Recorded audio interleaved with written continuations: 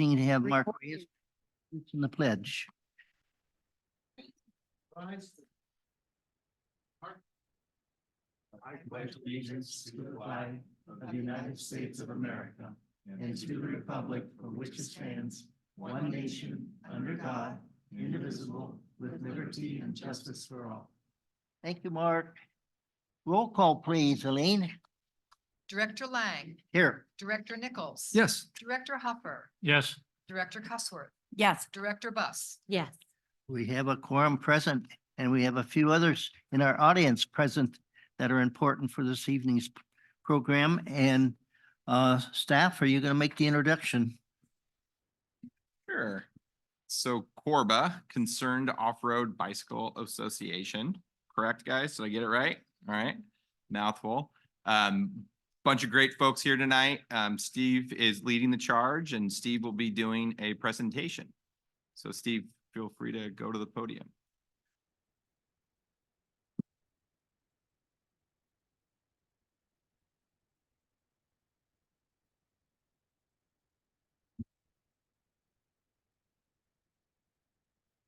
Well, I guess I should use the mic. Yes. Chair Lang, esteemed directors, members of the staff, thank you for having us.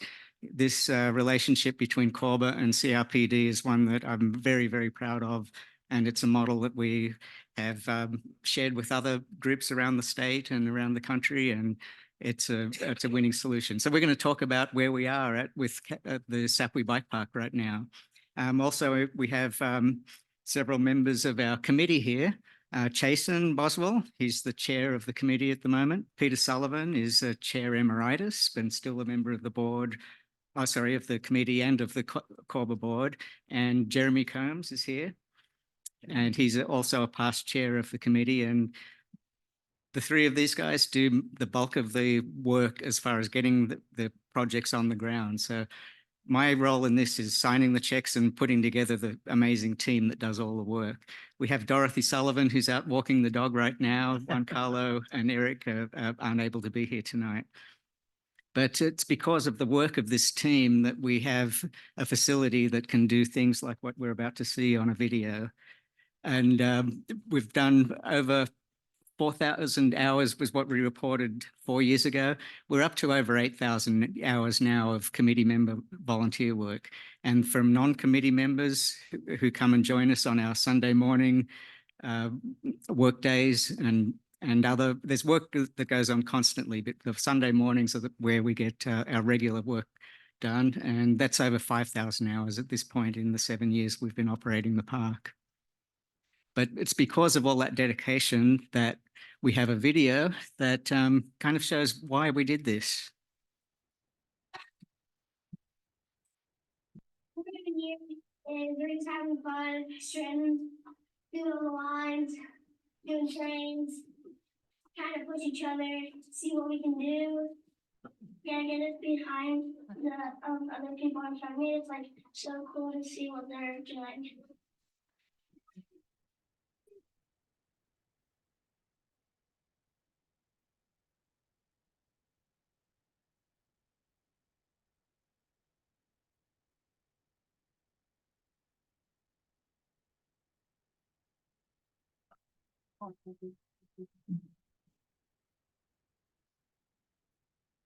A great little community here at Sapui. It's just dirt jumping in general is just like has one of the best communities ever. And all the riders, just super cool people. And it's just so fun ripping with friends and definitely one of the coolest experiences for sure.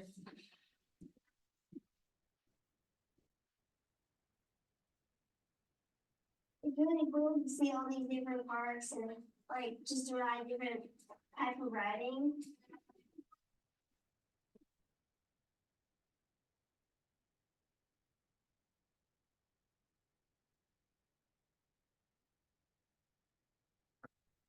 So that gives you a little taste of, what we've created for the community and what it's led to is these kids have grown up with this facility and the skill level that they're displaying in this video is second to none. It's amazing. It blows my mind every time I watch it and warms my heart incredibly. But anyway, let's get to how this happened. This is a recap of our timeline, which we presented last time we were in front of the board here in 2020. It started with April 2011, when Mark Langton posted an editorial, Thousand Oaks needs a bike path. And we've worked since 2011 to make this happen. In 2012, we had the big public meeting in this room that I rode all the way from my home over in LA to come to, and 100 people showed up and advocated for a bike park, as well as the Frisbee golf community and the model aircraft community. They also showed up, and it was a turning point for us. Then in October 16, we worked on the master plan with you. In 2017, we formed this committee and to begin fundraising. Then in June 17, we signed an MOU, and that was renewed annually until 2022, when we signed our first 5-year agreement. And that, to me, expresses the trust we have developed in each other, that we can go into a 5-year agreement and do this. And I really appreciate that. Then in 2017, we got the conceptual design. In September 2018, we got the whole community park was opened at a grand opening. At the time, we only had the pump track completed. So it's been a steady increase in the number of facilities we've been able to create for the community. It was 2019 in November that we opened the beginner, intermediate, and advanced jump lines. And then on August 2020, the expert jump line. And there was a strategy behind that. We didn't want to do the expert line at the same time, because we wanted to have the community build up their skills by being able to learn on the beginner and progress to the intermediate and advanced jump lines. And then 2020, we opened the expert jump line. And then in fall 2021, we had the concept design for the flow trail, which comes from the upper parking lot and leads down into the park as a alternative to just coming down the paved road. So if on the right is the conceptual design of that park. On the left, it's harder to see, but that's an aerial view of how it looks now. So it wasn't exactly the same as the original concept. We made it quite a little bit less impactful, but still a great way to get from the parking lot down into the park and have fun on the way. Then in February 2022, we installed the ride line features and upgraded the pump track, and also began on the building the flow line. 2023, to help with maintenance, we installed hose reels around the perimeter of the park, which made maintenance a lot easier to manage when we weren't having to drag hundreds of feet of hose across the lines and across the jumps. And then in October 2023, with the guidance of Chase and Jeremy, we built alternative lines. So the original 4 lines that we had now have alternative lines, so kids can mix and match their lines through the park now. And that's really created some more advanced features that the kids are loving. And we also got the skills area installed last year. So it has some balance features and some small drops that are up on the flow line.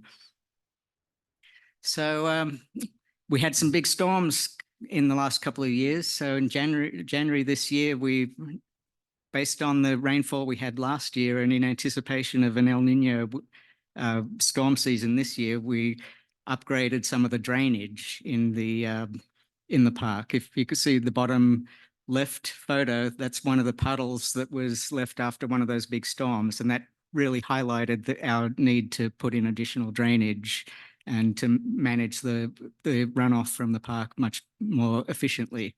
So we got the drainage workers is in, and the drop lines on the flow line, the drop zone on the flow line has been completed. That's the photo on the right. And that's about a 3-foot drop off that ramp.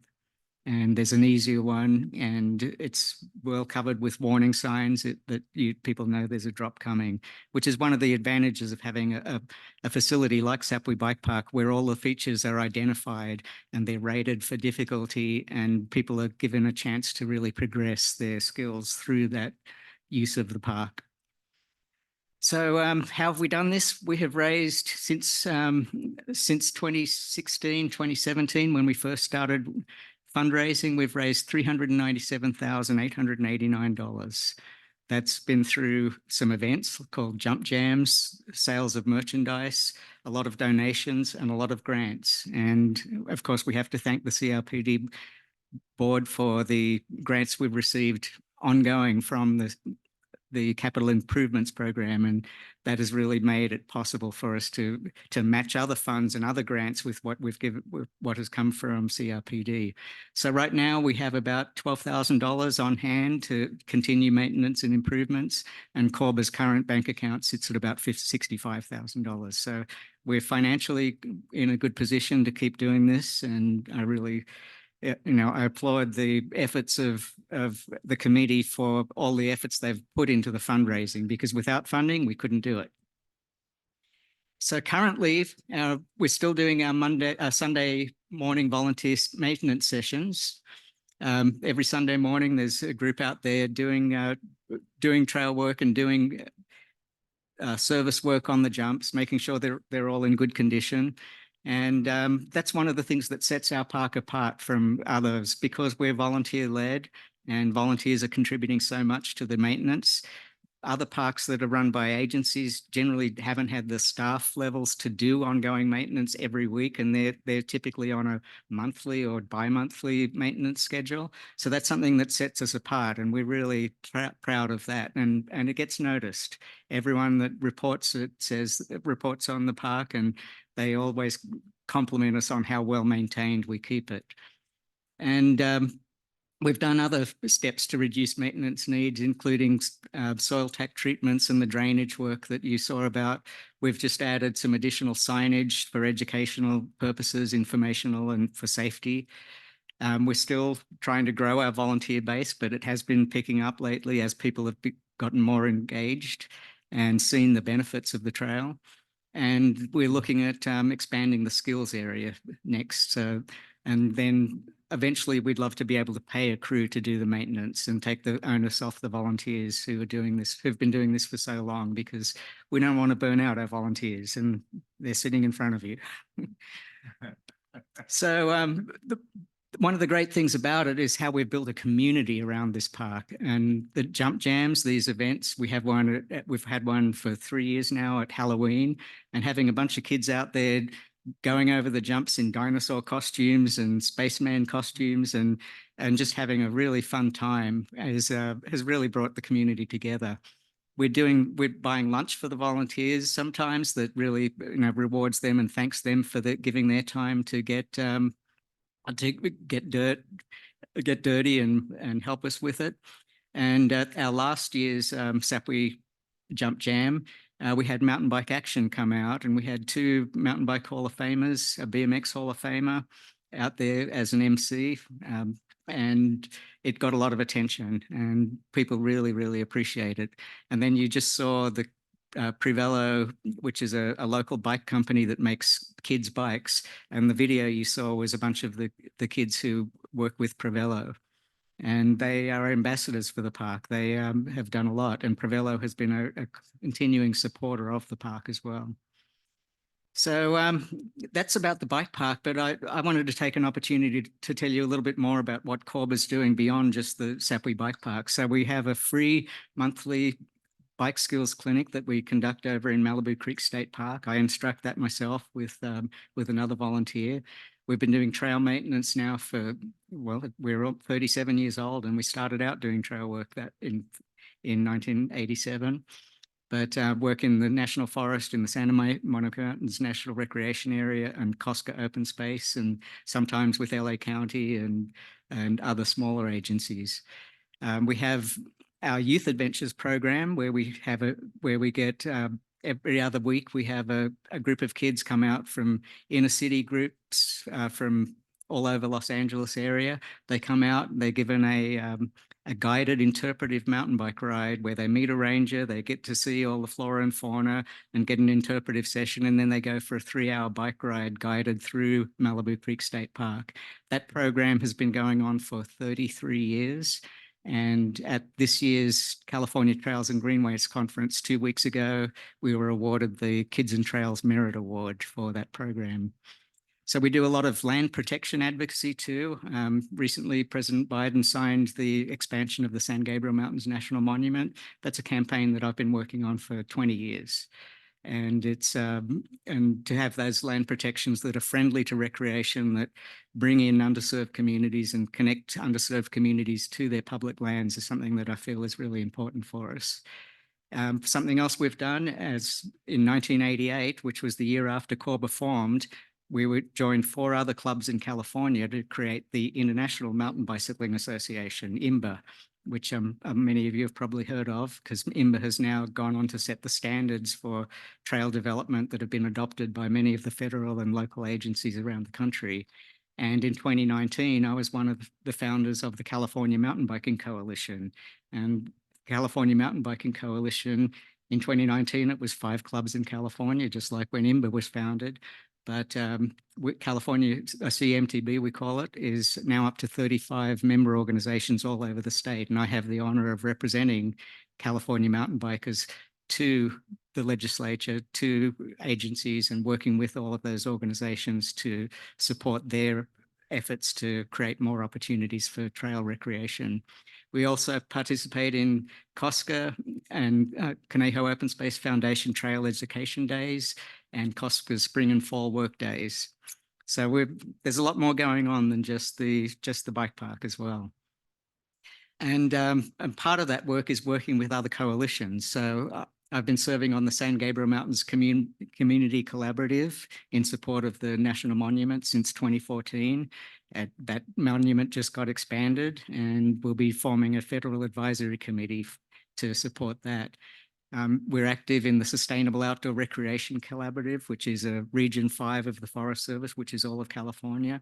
And I have, again, the honor of representing mountain bikers on the steering committee of that organization. We participate in Recreate Responsibly. It's the California Coalition. There's also a national organization, but that organization is there to promote responsible use of recreational facilities, including trails. And that was formed in 2020 when trails were closed down under COVID, and there wasn't a lot of guidance on how to be safe around under a pandemic condition when you were out on trails. Of course, we know a lot better now that the outdoors was a pretty safe place to be, but the coalition has continued on to do winter safety messaging and trail safety messaging and other ways to promote responsible recreation. So I've already mentioned that we're a California Mountain Biking Coalition member. One of the exciting things that we've just done is introduced a bill that I happened to write that will declare California Mountain Biking Month in June this year. So on June 3rd, I'll be up in the state legislature on the floor of the assembly reading our resolution into the record. And the resolution talks about how mountain biking can bring communities together. It's good for mental health, good for physical health, how it supports rural economies and local economies with recreational tourism. And so having this read into the record is very exciting. Something that has come out of that is the County of San Diego and the East Bay Regional Parks District have just declared June their own mountain biking month in parallel with what we do. So there's an opportunity here if you're listening to my hint.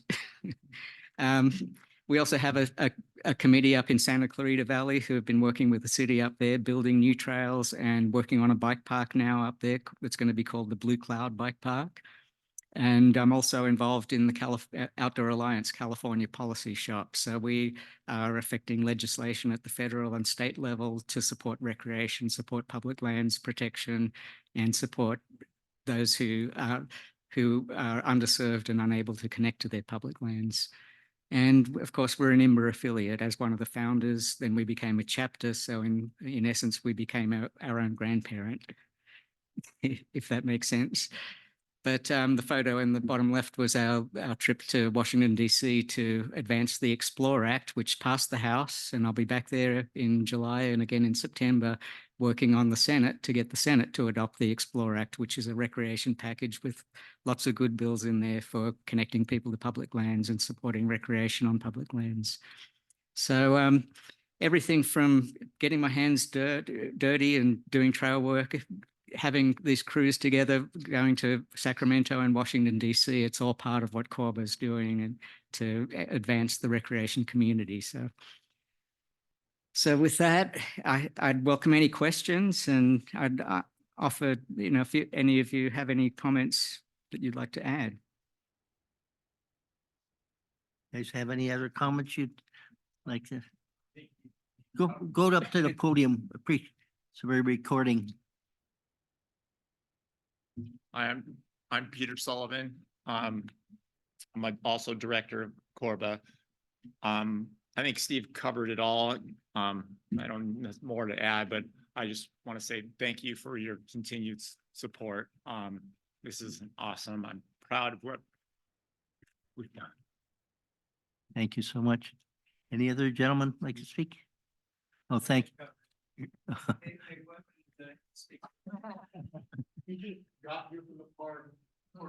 Oh, that's great. What a team, what a team.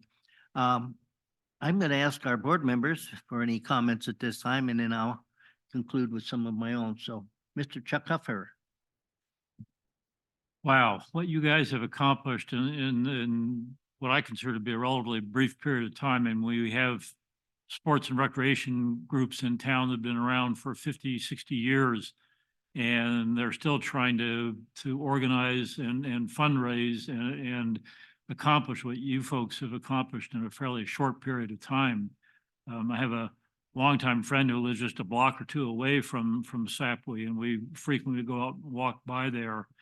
And I'm always amazed at watching the people go through those jumps, and the video you showed with the young people. Most of the time when I'm walking by there, I see older like your age group as opposed to the young kids. But what those youngsters were doing on the jumps was absolutely amazing. The support that you've been giving to the community, not just cycling, but helping out with COSCA in various areas. It's important to me because I also have to be on the COSCA board. So, the fact that you guys are helping with trail days and supporting some of the other COSCA activities is great. I was going to ask a question. I think it was answered on the slide, though, that you do have at least some type of informal education or training for newcomers to the sport, teaching them what they should or shouldn't do on the trails there. And the fundraising that you've done and the amount of funds that you've put into developing and maintaining this park is just really impressive. So the one question I have is, what kind of programs do you have? What sort of systems, if any, do you have in place for safety of the bicycle riders? I know that see them all wearing helmets, which is certainly a good start, but even with a helmet, if they hit one of those jumps the wrong way, what systems do you have in place to take care of incidents? Well, as I mentioned during the presentation, we built the beginner and intermediate and advanced lines first. And by doing the beginner line, which is very simple, just about anyone could just roll over that and not have any issues. It was to allow progression of skills. So we also have a lot of signage saying that this is the beginner line, this is the intermediate line, and we encourage people to start on the beginner line. And they get a lot of peer pressure, and peer learning happens in the park based on the community we've built. So it's a matter of the kids and the park users almost policing themselves and sharing their information among themselves, which makes a big difference to safety. But having these facilities is also a lot safer than having the unauthorized trail modifications that were happening with much more frequency before we had this park. And there were a lot of injuries on the unsanctioned jumps that existed in the past. So having a controlled environment where kids can learn and progress on very consistent terrain really helps with the safety and with their skill development. Okay. And do you encourage your users to be there at least in small groups at least two or, ideally at least a small group of people so that if something happens to one of the riders, that someone else is available to help out or reach out for help. Yeah, I don't think we've had to encourage that because it's a very social sport and the community that builds up there, a lot of people will come and bring friends. And so it's very rare. There's not a lot of people who would show up by themselves, but even when they do, there are usually other people there. And most people are very comfortable with their own, very familiar with their own comfort level on the jumps, and anyone who's there by themselves would not try something that is beyond their skill level. And that's another reason to have a variety of skill level features to be able to accommodate that. Great. Thank you for your answers to my questions, and congratulations again to your entire group for everything you've done in a relatively short period of time. Thank you. Thank you, Director Hufford. Director Cutsworth. So I found it very interesting, your kind of whole overview of all the organizations that you're with and Corba. How far of a distance does Corba have influence? Our operating territory when we were formed in 1987 was the rim of the valley corridor. So that included the Santa Monica Mountains, the Conejo Valley, the Santa Susana Mountains, and the Verdugo Mountains and Angeles National Forest. I'm still engaged with the Forest Service on many levels, but there's two new organizations that have come into existence and have really stepped up their work in the forest. And so generally, we cover the rim of the valley corridor, and that's one of the bills that we're actually supporting too, is Adam Schiff's Rim of the Valley Corridor Act. Oh, wonderful. Yeah, I was really impressed with all of the political things that you were doing and that how far reaching your organization was, and how nice it is that we have somebody local that's so involved in the whole community area. I was also wondering the age range. We just saw kids there, but then Director Huffer mentioned that he usually sees adults there. So do you have what's the age range of people that are using the bike park? We see kids there on Strider bikes, which have no pedals, and 2-3 years old. Sometimes we see a lot of families coming out and enjoying it together, where the dad was a mountain biker and now he has a children who are in that age range, and they're out there and able to enjoy the park together. So it's a very broad range. They're all kids, just some of them are adult kids. And so do all of you have children? Did you get your kids involved, or is this no, you're just out there doing it on your own. Okay. They're big kids. You're the big kid, which made me wonder, how many volunteers do you have? Is it just these 3 guys? No, our committee is 8 people right now, and on volunteer days they can speak to how many people show up, anywhere from 5 to 15. Okay, on that's, average I mean, day. you're doing a lot of work with just that many people. So I think that's commendable, because when I'm looking at that and reins and everything, I thought, what do you have, like about 50 people out there working on this? But just some very dedicated men, I guess. Okay. Well, it's very nice. Is this one of the premier bike parks in the Rim of the Valley area, would you say? Or- Absolutely. It has the best reputation in Southern California for the quality of the jumps and the quality of and consistency of the maintenance. Oh, congratulations. You've done a lot. Glad to have you, be part of CRPD. Thank you. And we're delighted as well. Thank you, Director Cutsworth. Director Buss. So my first exposure to the park was my girlfriend has 4 boys and 1 little girl. And all of a sudden I see this video on Instagram, and it's her little girl at 5 years old going off these jumps. And I'm like, where in the world are you? And how is your 5-year-old like doing this? And she's like, she just wants to keep up with her brothers. And she's like, it's right here in Thousand Oaks. And I was like, really? And this was about 4 years ago. So I hadn't been out there. And then last year I got to go out there on one of the tours, and we're out there during the day, and I saw a adult using it during the day. And I was like, this is so cool that we have this in our community for all these different age ranges. And I was really impressed with like how well it was maintained. I mean, I kind of want to try it. I'm a little scared, I'm not gonna lie. Is this like a sport that you can start over 40? People do. Maybe. I might have to go out there. Maybe I'll need like a tutorial. I might try it. One of our committee members, Juan Carlo, he's got into the bike park. He was never a jumper before. He's older than me. He's over 60. Yeah, I just remember my dad flipping his mountain bike and landing on him, and we were in Big Bear and he had to be taken to the hospital. I was like, that a little bit traumatizing, but the beginner track, I think maybe I could do. The beginner track and the pump track. Yeah, it's very impressive though, being out there, seeing it in person and on Instagram. So congratulations and thank you for the partnership. Thank you, Director Russell. Director Nichols. Thank you, Mr. Chair. My first question is, are all mountain bikers type A energetic go-get-em personalities? Not all. Not all of them, but a lot of my friends are, and Okay, so- including these three. It seems like you've got a select crew here that fit that quality. And it's very impressive. I first heard of Corba when Mark Langton was one of our inaugural members in the Trail Advisory Committee. And he was doing his writing and learned all about that. And to see where it's come is amazing, how far.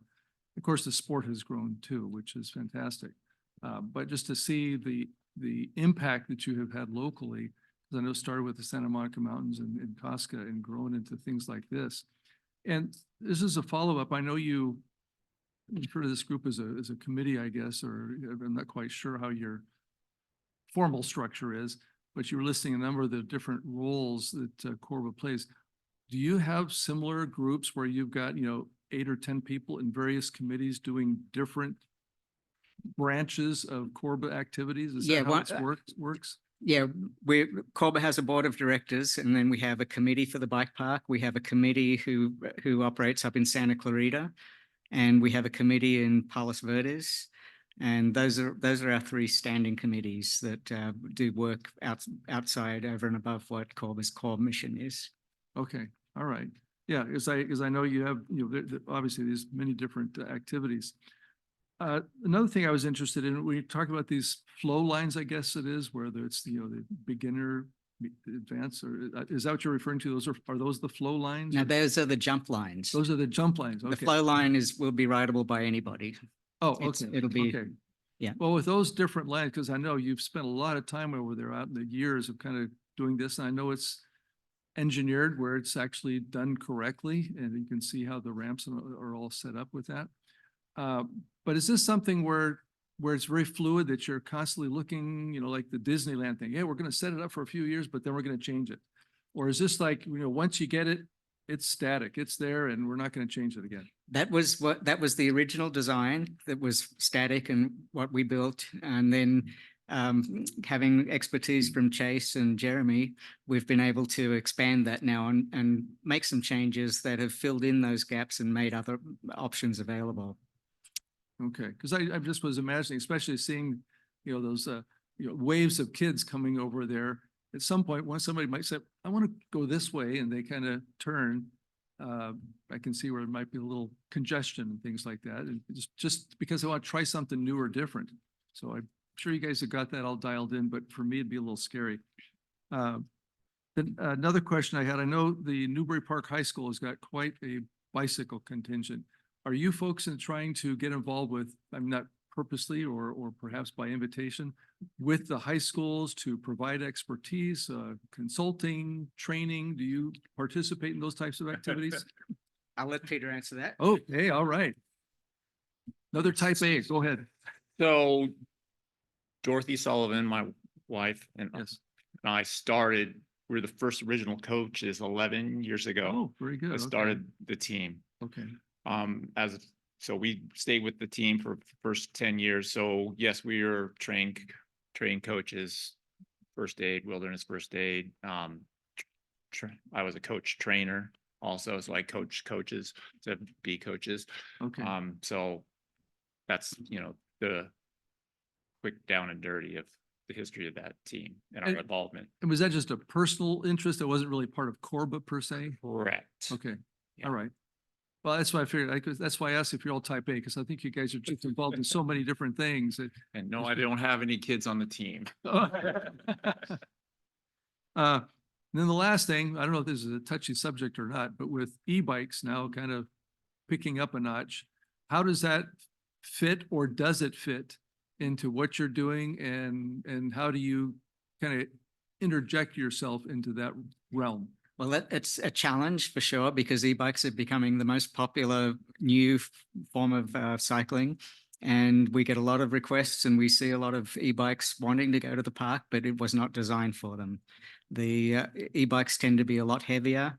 And if people aren't skilled or don't ride properly, they also have extra power that they can do more damage to the trails and the jump lines. So we don't allow them.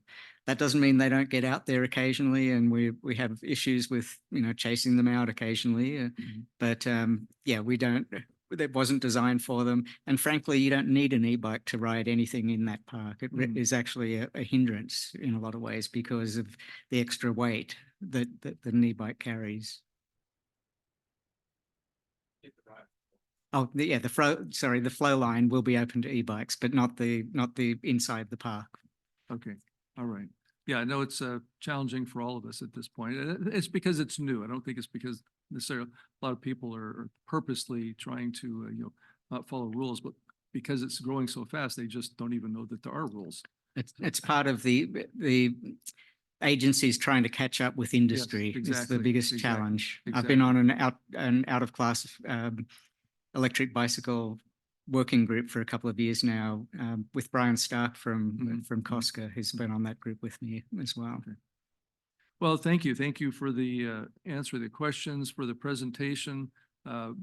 Always enjoy hearing the latest and the greatest. And again, appreciate all your help because I know that those Sunday mornings can get pretty laborious, and appreciate the effort that you guys put in for us.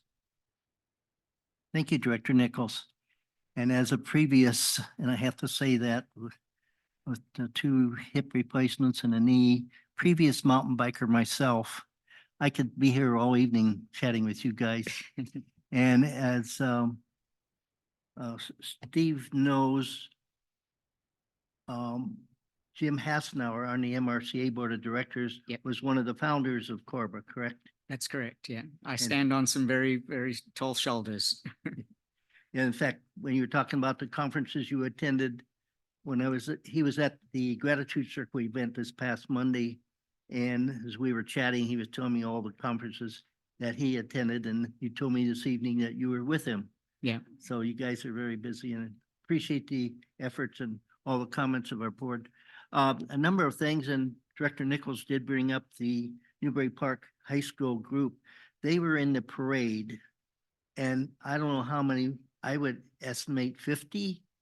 Anybody knows how many? Seemed like it. I mean, they were doing tricks on, everything safely. But that was really neat to see these young guys and girls out there in the parade on their mountain bike in mass. So anyway, if you have any opportunity to chat with somebody from that Newbury Park High School mountain bike club, please thank them because they did add to the ambiance of the parade. One of the things I was going to ask Andrew, they were talking about all the drainage issues that they faced with these last big storms. Now, are you and our staff involved in working with them to correct that situation? Yeah, so the agreement, how it is, they do the work inside. And so there obviously is kind of some shared responsibility. And so our grounds staff, we actually have a grounds worker 3 on site that's in coordination with Corba as well as the disc golf group and all that. So they work together on things. And then I know Matt's in communication on a regular basis and the ground supervisor to see how we can help and assist them do their thing. And then if we can kind of collaborate on things. So yeah, it's kind of ongoing conversation in the park. So yeah, very important. And this association collaboration is beautiful. And that obviously adds to the ambience of and the level of park that we have. And like you said, best in California, probably. So thanks, you guys. Thank You're you. great. Appreciate it. What a way to start a meeting. Thank you, Steve and crew. Any other comments or questions? Okay, we're moving on to item 4, items from the public. John, do we have anybody on the computer online? No, and nobody in person want to speak? We're moving on to item 5, approval of the agenda. I'd entertain a motion at this time.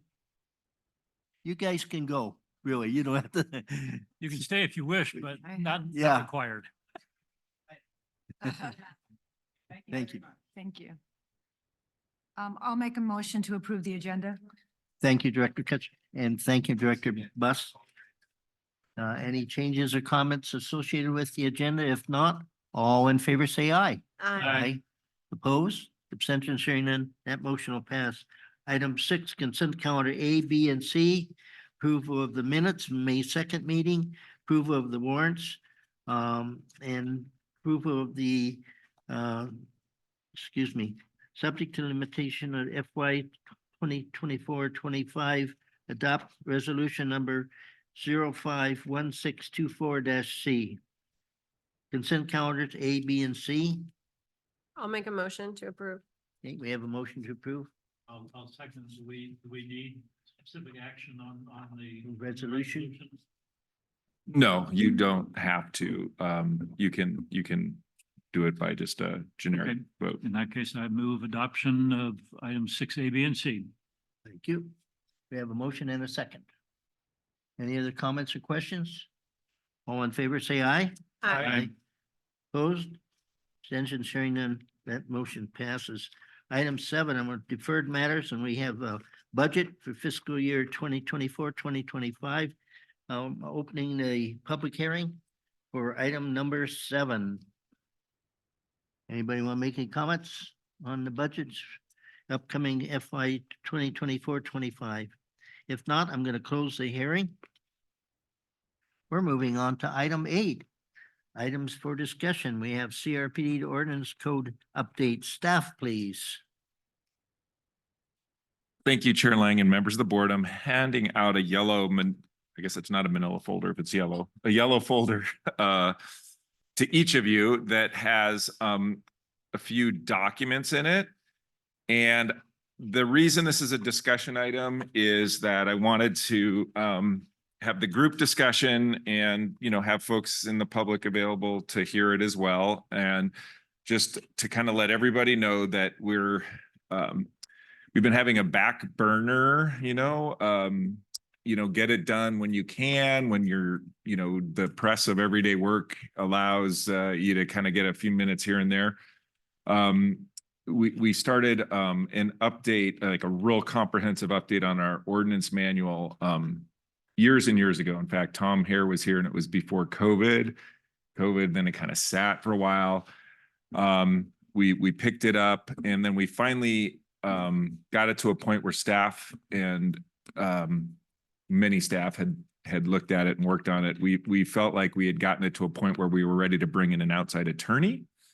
And so we have done that, and she has been working with us since the beginning of this year, so about 5 months now, on getting it to a point where we thought we could share it with the board. So what you have in your folder there is you have our existing ordinance manual, which is 2020, dated February 2020, and it's also on our website. So, but you have a hard copy of it. And then you have our what I would consider like a 90% way there draft. There are a few things I know we still need to kind of tweak a little bit. It doesn't have a table of contents, which of course it'll need, but that is a document that's kind of 90% there. And I feel very comfortable and happy to share it with you.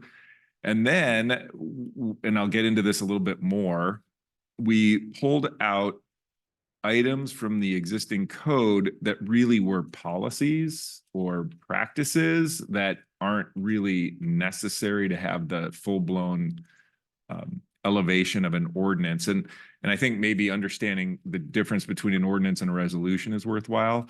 So an ordinance is something that requires a first and a second reading in public. It requires a certain number of days notice in a newspaper of general circulation. And then once in place, it can only, be modified kind of in a similar fashion. So it's a very, in terms of a document, it's kind of more fixed, higher level. board level policies and procedures can be just changed from meeting to meeting, you know, at a public meeting, but they can just be changed meeting to meeting and are a little more flexible and fluid because they're a little easier to change.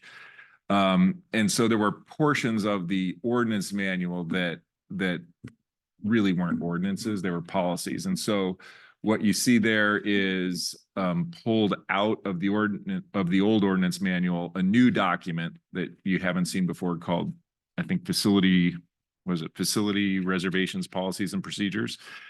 So that document is a reflection of the rules that were in the ordinance manual that now we would suggest the board look at as a board level policy document. So they will remain the rules unless this board changes them at a regular meeting, but they're a little more easy to change, right? So you'll see those. And I think once you read it, you'll kind of get why they're more like a policy than a real ordinance. And a lot of these came through and with our attorney's input because she's kind of like, you know, no one has rules like this in law. These are more like your policies. So hopefully you'll see that. My goal is to get you guys the table of contents shortly that would it'd be like a table of contents and key so that you can see in the new ordinance the origin section of the old ordinance. So if you wanted to quickly say, oh, this is a rule that was in the old one, how did it change? You'll be able to look at it. But there's so many changes about moving the structure of the ordinance, reorganizing it, that a red line strikeout just wouldn't work. So that's why we're going to give you guys a kind of a code in the next week or so to help you kind of look through in between the two. There's a discussion item, so this will take a little more setting up before you kind of take this home, is sort of when you get a chance to look through it, if you want, look through it. But what we are planning to do is come back to you again in the future, probably within a month or two, for a study session where our attorney will be here. Her name's Jocelyn Corbett, and she'll be in here with us, and we'll go through it as thoroughly as the board would like as a study session. And then after that, then consider whether we're ready for a first and second reading. So this is total slow walk. Like, there's no hurry, there's no rush. This is just something we want to do well and do right. So you're getting the 90% version, maybe 95, I think. But and so a little background, like why even bother having a code? Because when I looked at the code history and sort of how it's been around for decades, and it's some sections are, go back to the beginning of time, so to speak. But, you have a code, you have rules in the park to keep people safe. Technology keeps changing. The e-bike is a great example of that, right? Where technology gets ahead of the code and you got to keep changing the code. Jarts were once a friendly park activity that you could do in the 70s. If you guys are old enough to remember jarts. So you have to, keep evolving the code to, keep people safe, right? And the other is you want to protect the parks themselves and make sure they're still around and enjoyable for people in the future. So you can't start ripping limbs off trees to burn in the, fire so that you can, cook a hamburger that day, stuff like that. And it's to establish our norms and expectations so all sorts of people can use that shared public space without harming or minimizing disruption to others that are there. So that's really all the code is there to do, right? That's the main point of it. The other, why are we doing this? Longstanding projects? Well, the code does evolve over decades. So the case law, state law, regulations are constantly evolving. And having that attorney there with us, she's a little more in tune on every, different state law and regulation and case law as it evolves. So we could tweak things as necessary to kind of keep up with law. Just there's arcane language that we are cleaning up a little bit. I already mentioned technology changing, like when our code was written, we didn't have GIS or geocaching, drones or e-bikes, all of those things. Some portions of the ordinance are, and then again, some are really policy level matters and not code.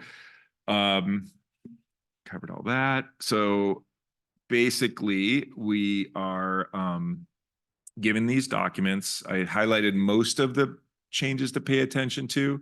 I'd say the big new addition is going to be Article 5. It's a brand new entire section.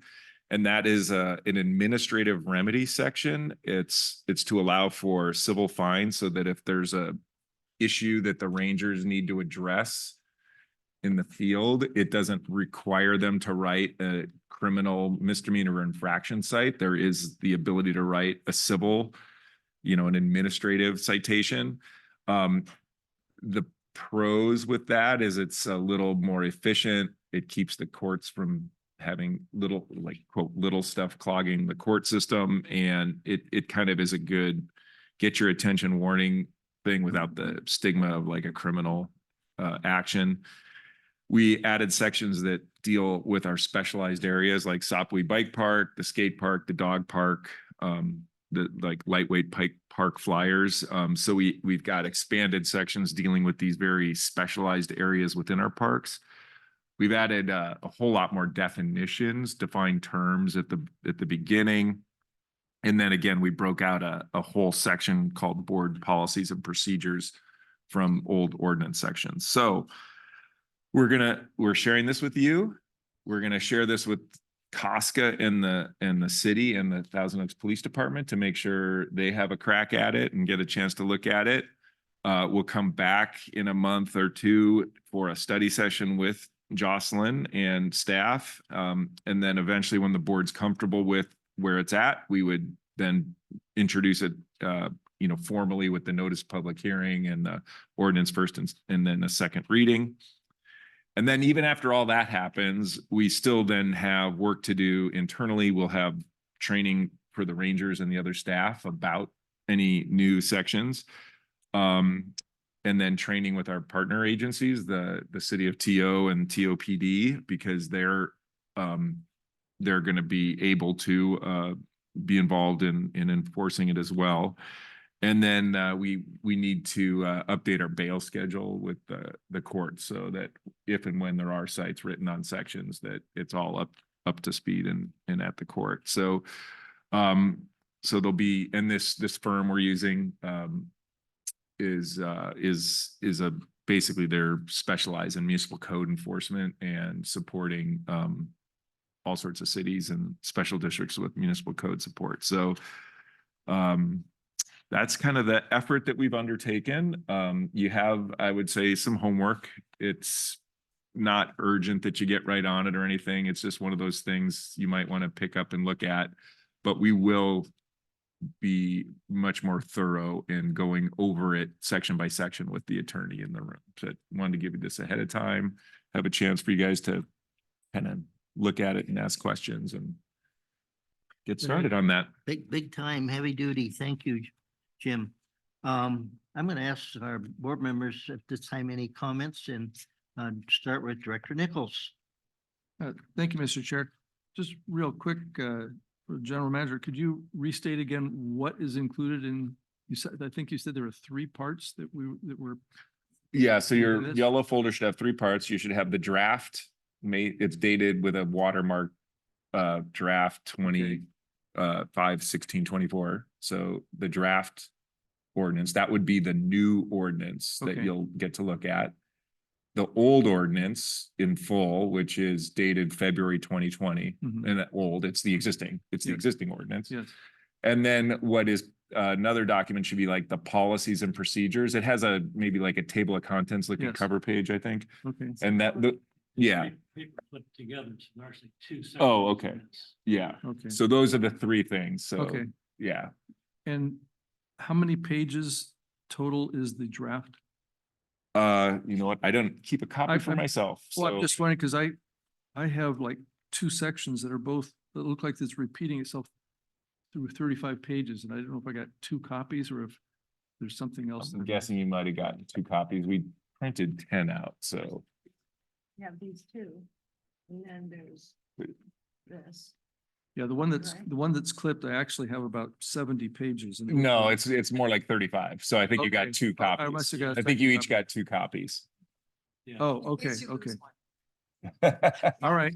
Actually, if you want to give me back the extra ones, because I printed out 10 to give them to staff too. So if you have, I apologize. So if you've Okay. got 2, Yes, so yeah, it should go page 3 to page 35.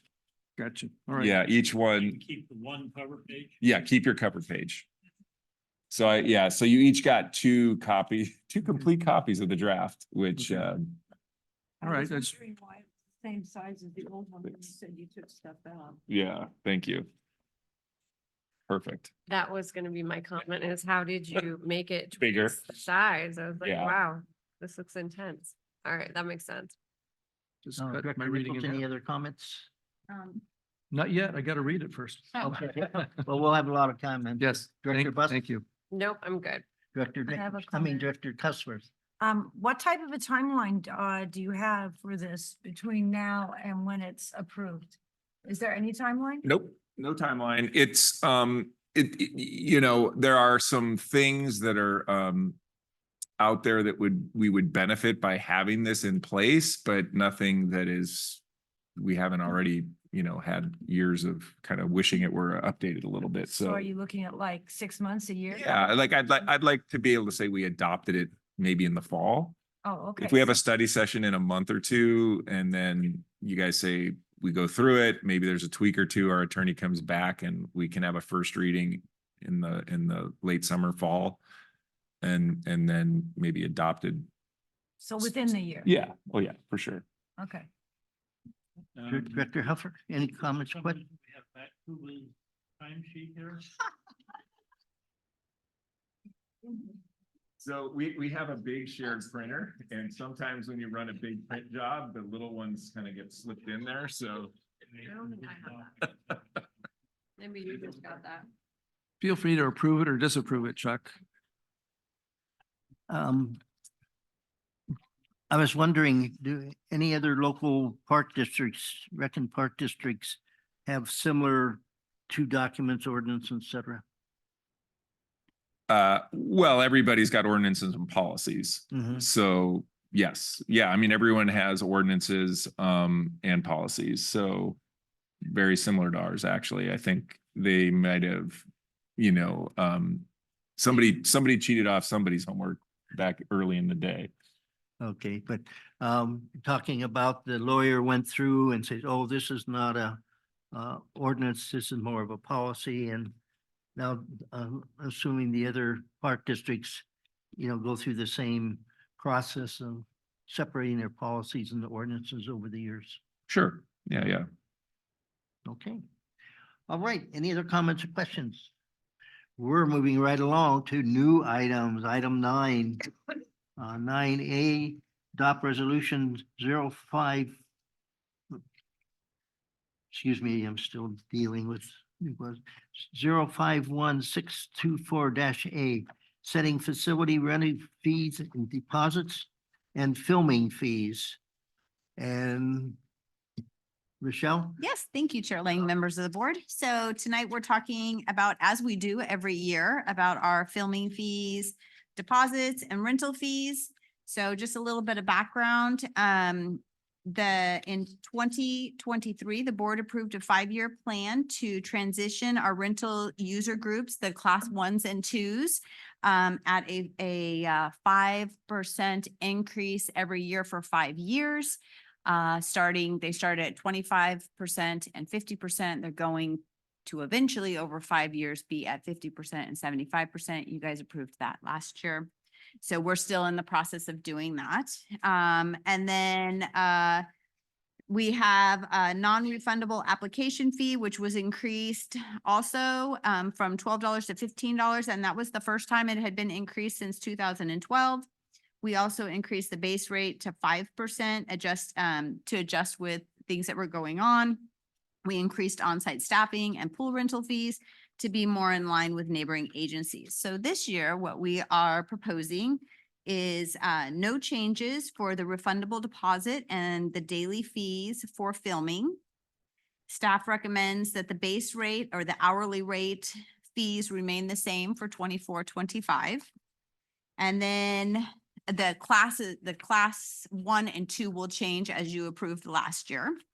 And then staff is recommending that the base rate for the pool rentals increases per lane $1.70, which means for the whole pool, it will increased by $14. This is a new thing. Last year was the first year we really brought the pool rental fees to you guys. We've kind of always had them, but I realized they were not in our fees that we're going to use, so we brought them to you. They had some different rates. So this year we really focused on getting them in line with what we do for everyone else. So we've got them in line with they're going to the 50 and the 75, the full rate and the out of district rate. So those are in line now with the whole rest of the scale. And you'll notice that when you look at the current rates, if I explained that clear enough. The prices are increasing because, as you know, water, gas, electricity, all of those things have gone up, and that's in the budget. And chemicals. So we actually did a study and compared our prices to our neighboring districts, and we were quite a bit under their going rate for a pool rental. So we're a little more in line now. We still feel really good about it. Our average pool rate for an in-district person is $90 now instead of 72 or 76, I believe.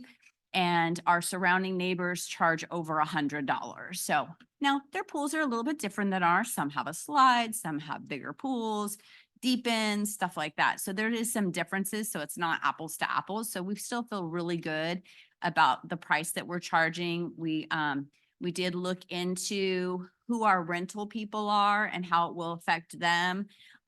We actually had some folks that were in classifications that weren't correct. So we are correcting that. And Dee and her team feel really comfortable about the direction that we're going in. So that is what's going on with the pool. There would also be an increase in staffing. Obviously, you know, minimum wage went up again. So there was a tweak in the staffing for recreation rates. And then staff is recommending a $10 change fee. So we have a lot of people that make reservations or field reservations and then make lots of changes afterwards. And so it's a lot of administrative time. And then we notice some of our neighboring cities have additional fees. So we would like to implement a $10 change fee if people have changes, that we would be able to, at least as staff, initiate that and be able to say, hey, you know, once you've made your reservation, if it's not for I don't want to say good reason, but like medical reason or something to that effect, that it's just, oh, the time doesn't work. Can you just move it a half an hour? Then we can have a change fee for it. And that is in line with what some other of our neighbors do. Let's see, I already talked about the minimum wage, it's a 5%. We are leaving the fees for the Parks Division for their staff fees. We made an adjustment last year, which actually got them more in line with the costs what it costs us for staffing. So that is more in line. So there isn't a need this year to increase that one. And then groundskeepers, they're in line. So with that, I think I am available for questions if you have any. And there's a lot of information in here. So if you have any questions in regards to the graphs and stuff, I'm happy to answer that also. Thank you, Rochelle. Good Mhm. report. Directors, yes, Director Cusworth. I was just curious, how much do we get in filming fees? Do we have many people who come out here and film in our parks? Because we're sort of outside of a range of, okay, so. That's correct. We're outside of the LA range, and Andrew can answer more to that if. Yeah, and typically it's because of geographics, right? So we're out of that range, but then also just from a district kind of policy standpoint, we try, it's a public park facilities. We don't necessarily go after that type of fee to generate funding for us, just because it is a public park. But it's the big thing is because we are out of that range, so it's not much interest from the filming industry. So Okay, thank you. I would like to, are you through?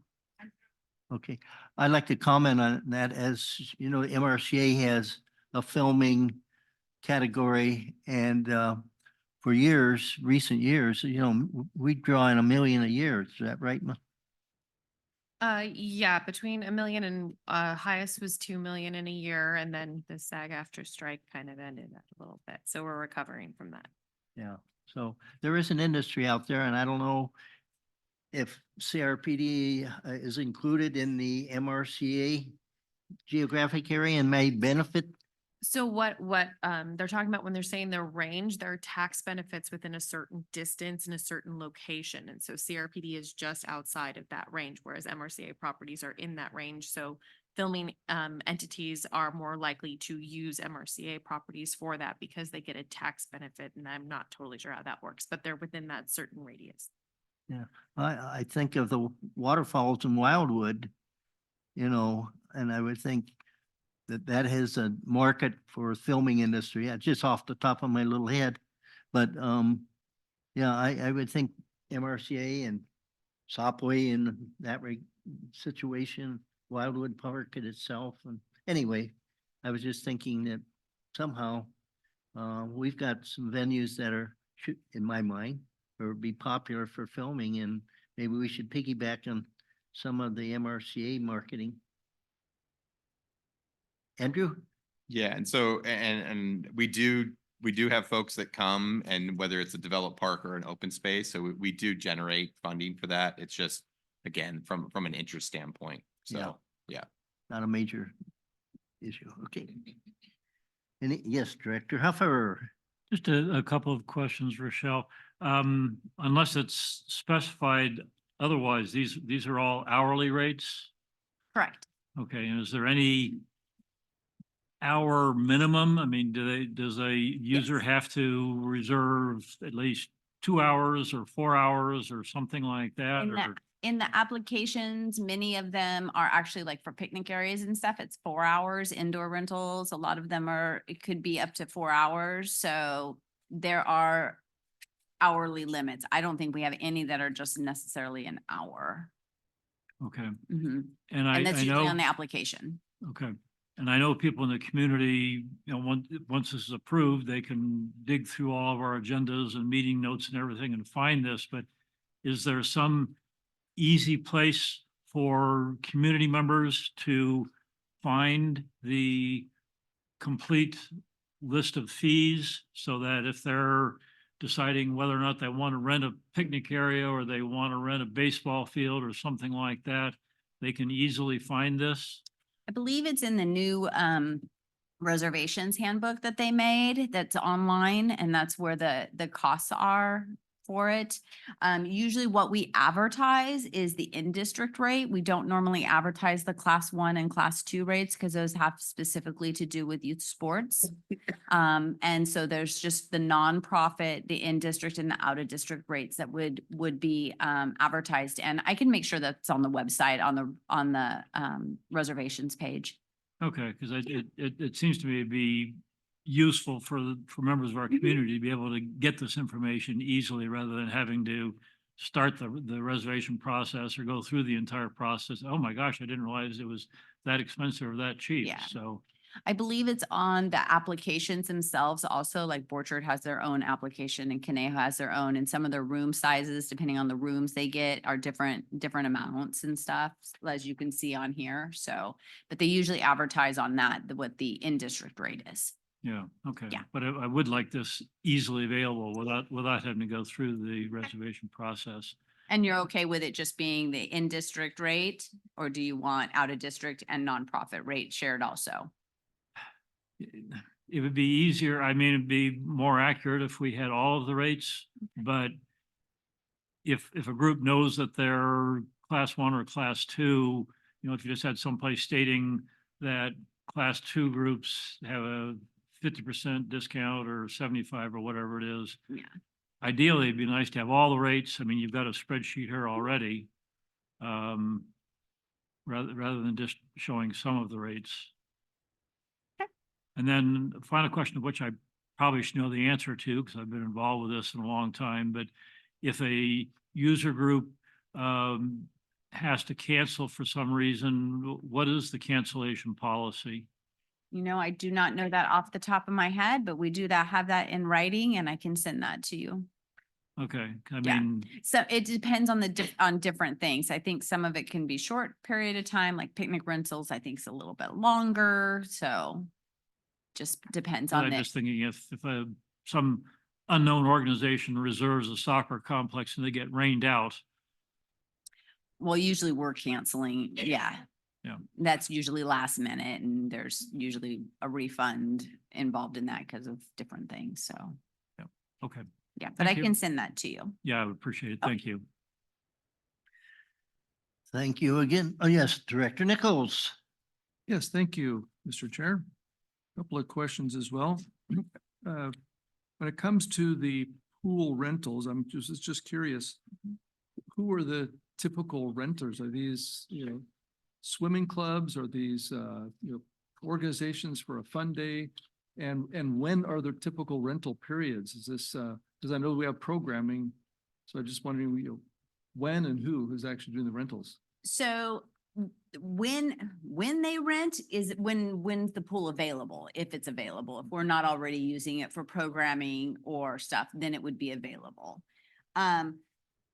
Excuse me, the 4 organizations that rent our pool on a regular basis are South Coast Horizon, CVMM, and a couple of private schools, one private school being Lorena. Mhm. So there's really only 4 regulars that rent it.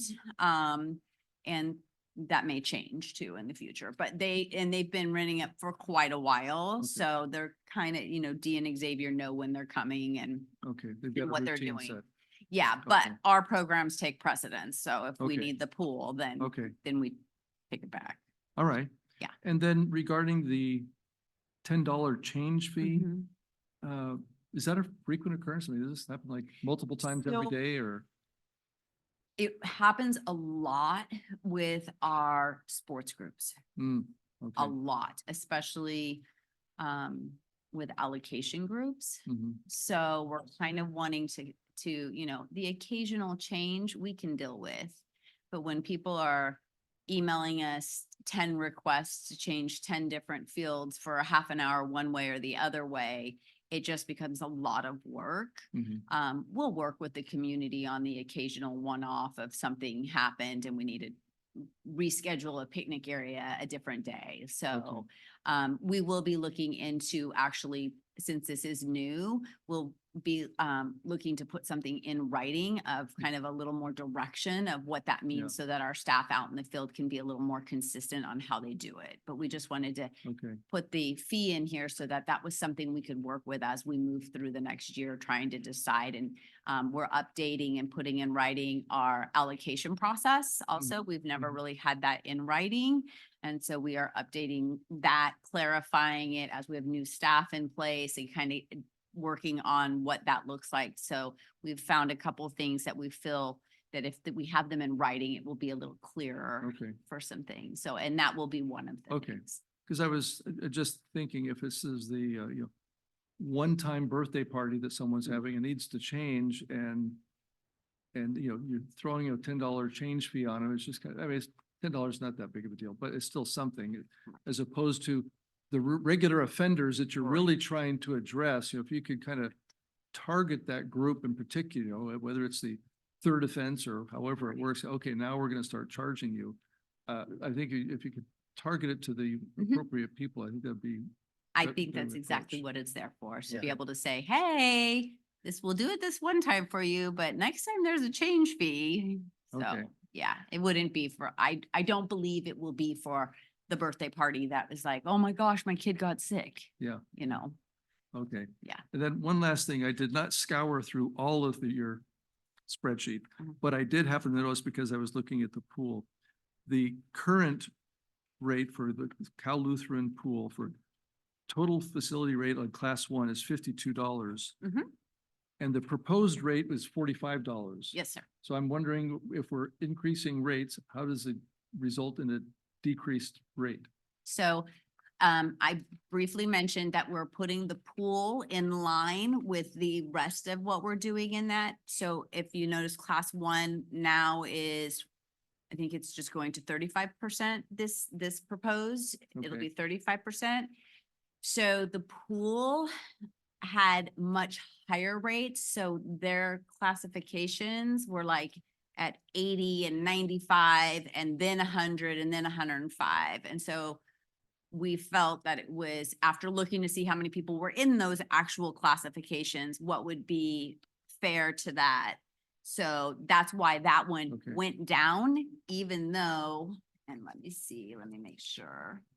So it will, the class one change does not affect anyone because we don't have anyone that will be in class one. Okay.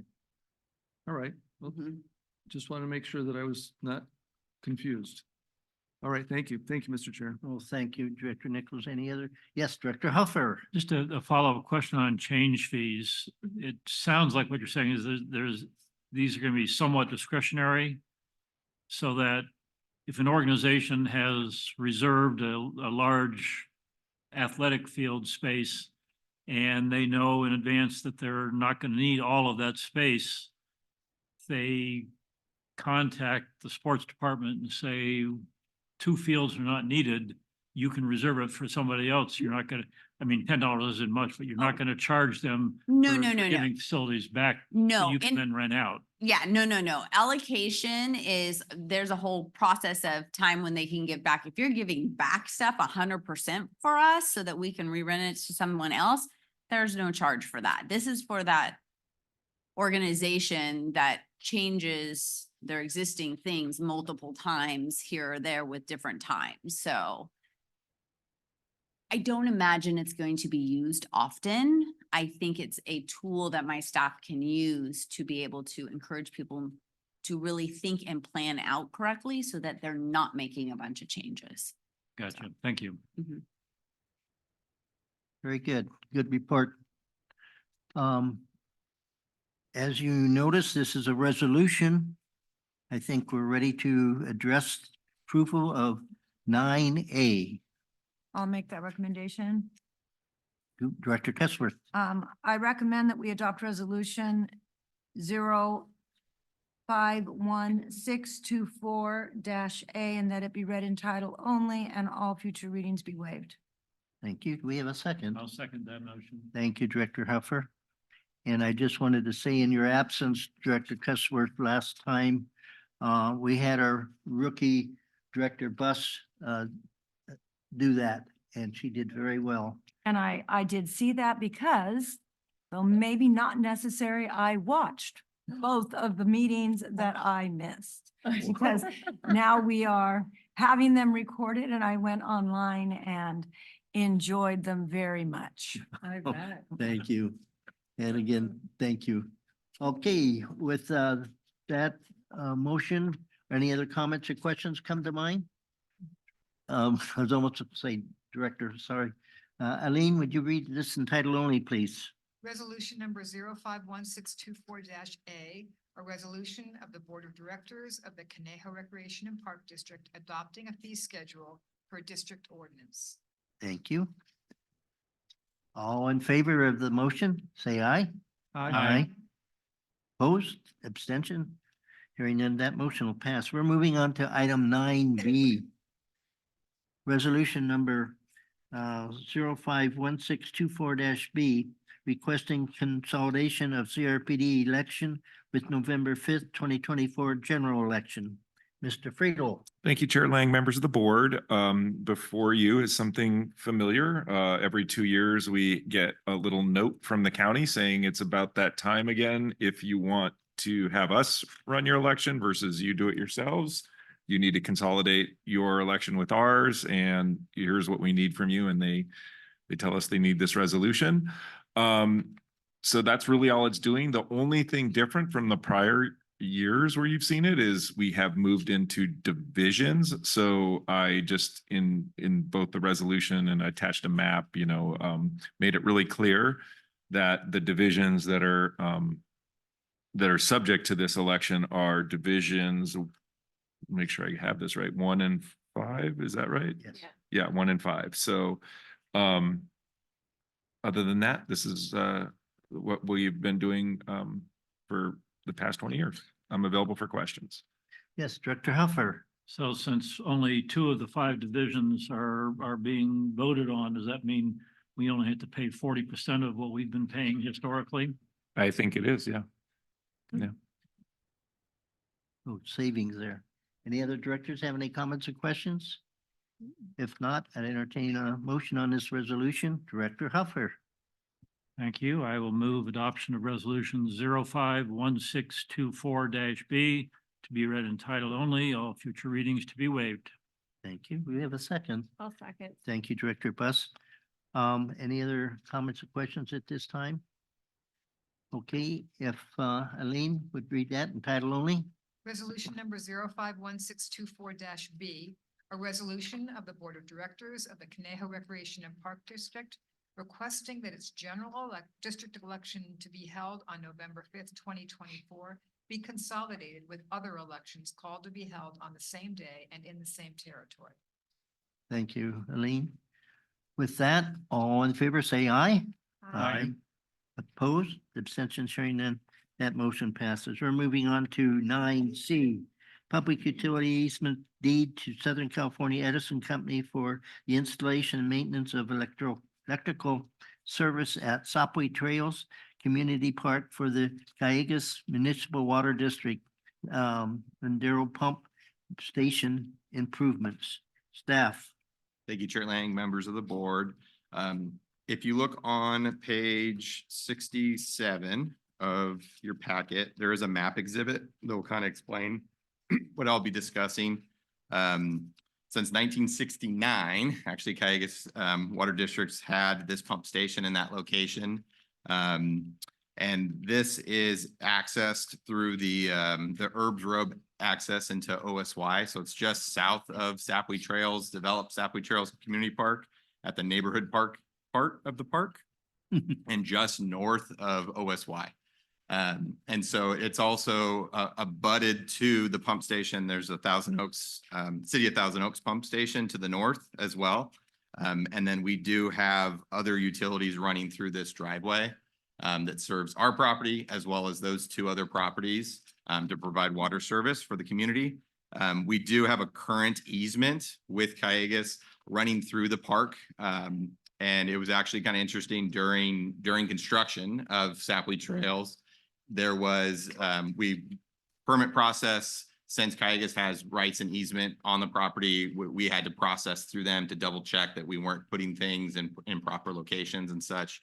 And so if you look, that existing easements in blue, and we actually had to shift our restroom south of that existing easement. So just a little tidbit for you of that blue easement. And so that blue easement's a 42-inch water line that serves that pump station.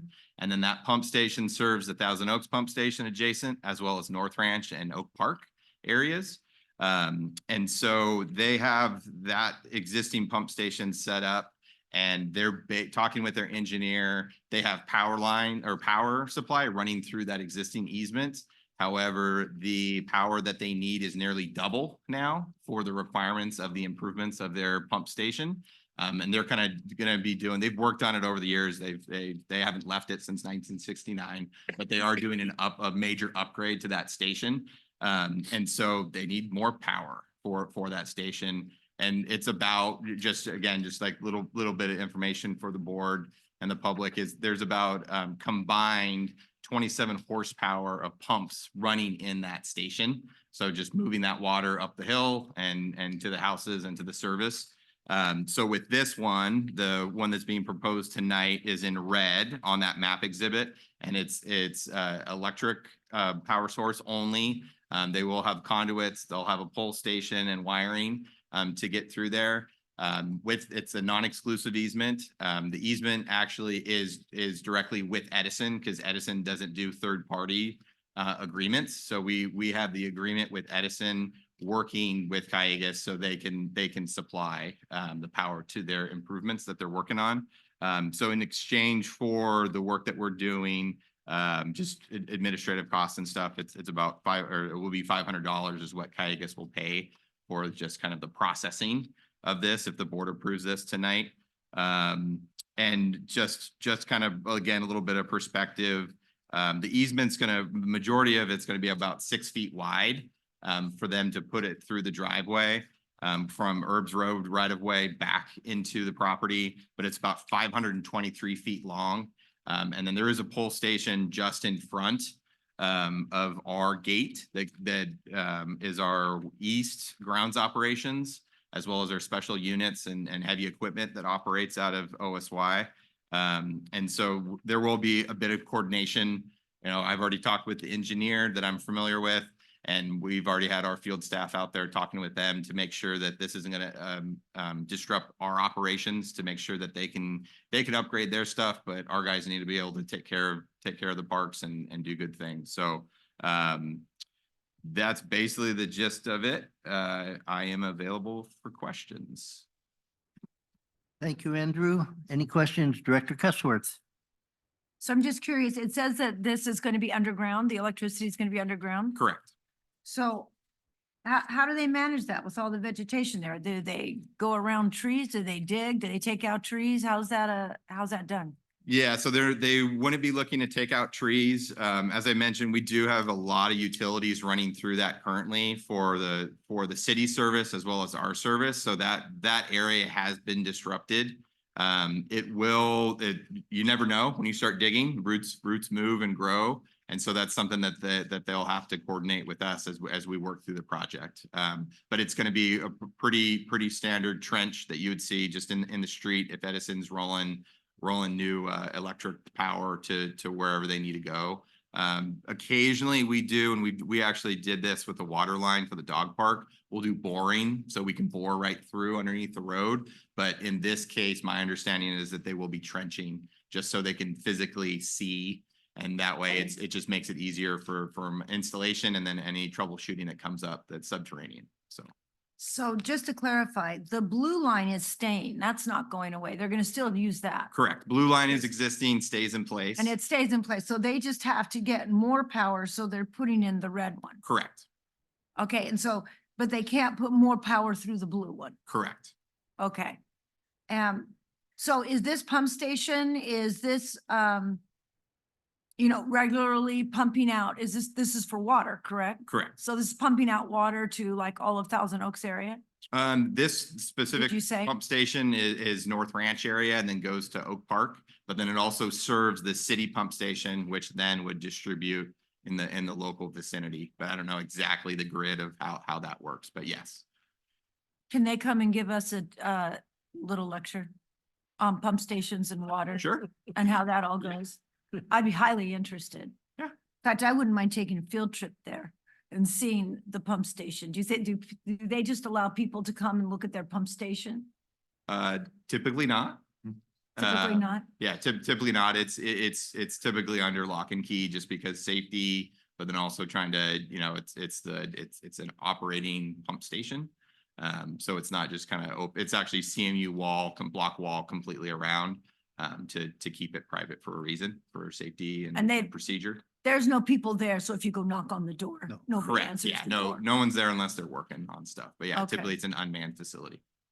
Well, I would be highly interested in having colleagues come and give us, I guess it would be kind of an off thing with CRPD, but since we are providing them trenches, it might, if anybody else was interested, I'm highly interested in the water coming into this valley and how it all works and what they're doing and how their pump station's working and why it's important that we're giving them easements for their electricity.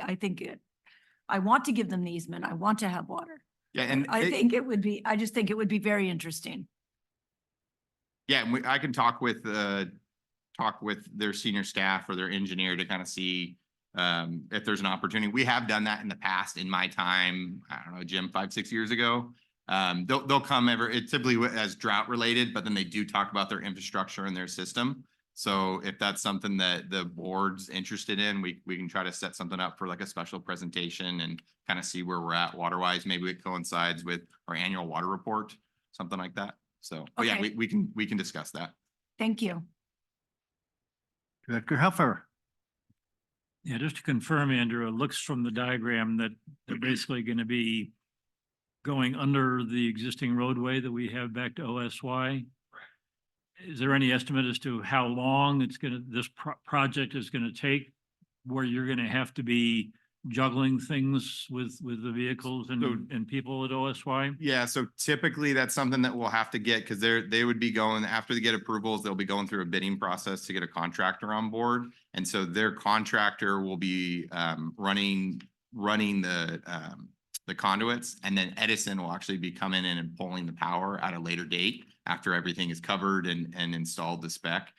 So that's just, it's something that we would do at like a pre-construction meeting, just like one of our projects with the contractor, to understand it, kind of rules of the game, you know, try to make sure everyone's doing things proper so it doesn't disrupt that. But I don't have the details specifically of that. So, Okay, it's just but- that there are not many alternative routes in and out of OSY, so. Yep. Thank you. Okay, any other? Yes, Director Nichols. Thank you, Mr. Chair. I presume this easement from Edison is probably some standard language that they use for multiple projects. But I was noticing it does state that it's for, you know, underground system. However, it also includes, or may include, above ground enclosures, markers, concrete pads, et cetera. Seeing that their easement is quite narrow, and in the middle of the street, if they were to put something above ground, it would be right in the street. Do you know if there's any intent? Because I'm thinking of pedestals or something like that. Yeah. And in that case, they'd have to put it off to the side, which moves it outside the easement area. Do you have any idea? So if that's gonna be the no case? intent. It's supposed to be all subterranean. I think that note reference is to the pole box. So technically, a pole box that would be flush mounted, like a Okay. manhole or any other kind of structure that's flush mounted, would still be considered like at surface or above surface. Okay. And so, but that's the intent. You know, I walked it with the engineer as well as with our supervisor staff that operates out of there. And we discussed those details, and it's seems very straightforward with the intent of what they're doing. So. Okay, all right. And to note, just to follow up on that, with the, yes, standard language typically. However, general manager does a really good job of proofreading after I take a look at it, and we always have comments and asks and stuff. And so we did change language here to protect the district a little bit further than Edison's standard language. So. With Edison, that's nothing short of a miracle. And just by the way, for Director Cusworth's information, I've hiked along that pump house many, many times, and you can hear it whirring and feel the ground bumping as you're walking along. So it's very busy. Okay, good discussion, good presentation. I think we're ready for a motion on item C. Director Cusworth. So, I recommend that we authorize the general manager to grant a public utility easement in substantial compliance with the attached public utility easement deed to Southern California Edison Company for electrical service lines to Caligas Municipal Water District's Lindero Pump Station located at Sapwe Trails Community Park. Thank you. Second. Thank you, Director Busts. We have a motion and a second. Any other comments, questions come to mind? If not, all in favor, please say aye. Aye. Opposed, abstentions, hearing none, that motion will pass. Item D, amendment number 4 to agreement with Equestrian Trails Incorporated Corral number 37 for use of Conejo Creek West Equestrian Park. Staff, please. Thank you, Chair Lang, members of the board. If you remember, in June of 2023, we had an item to extend amendment number 3. We were in conversations with ETI, as well as third party kind of at the time, from an operations standpoint, to kind of take a look at how they were operating the facility and the future of it. We've had continued conversations, and we'll be talking in a little bit more detail about Conejo Creek West specifically in the next item, but continued conversations with ETI and staff, as well as the Conejo Creek West ad hoc committee, thought it would be best to be able to extend a 3-year agreement. So same agreement as we've been having with ETI and extending it, but however, not just extending it for another year, but extending it for 3 years. That way it kind of gives them the time to be able to process them on the property, what they're doing, how they're doing it, and then also just the future of the park site for opportunities for possibly other groups and how and what the park looks like in the future. So again, attached, or I provided the link for the original agreement and the amendments, and then Amendment 4 is attached, and it's simply just a 3-year extension of the current agreement that we have with ETI. And then if you look through the crowd in the audience, you might see two women here from ETI. Yeah, Sharon and Allison are here from ETI. So if you have any questions or offer, if you guys want to say a few words, feel free. But we are here to answer any questions. So thank you, board. Yeah, have anything to add? Oh, good.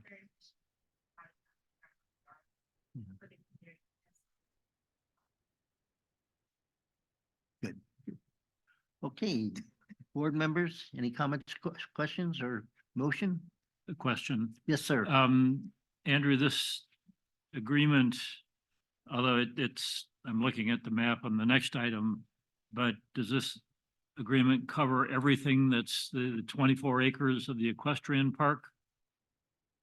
Yeah, so the intent of the agreement is to cover all the equestrian improvements at the park site. So it wouldn't include the garden, wouldn't include like the dog park and such, but all the equestrian related improvements, that's what the agreement covers. Correct? Okay, but in addition to improvements, any of the unimproved space that's included in that 24 acres?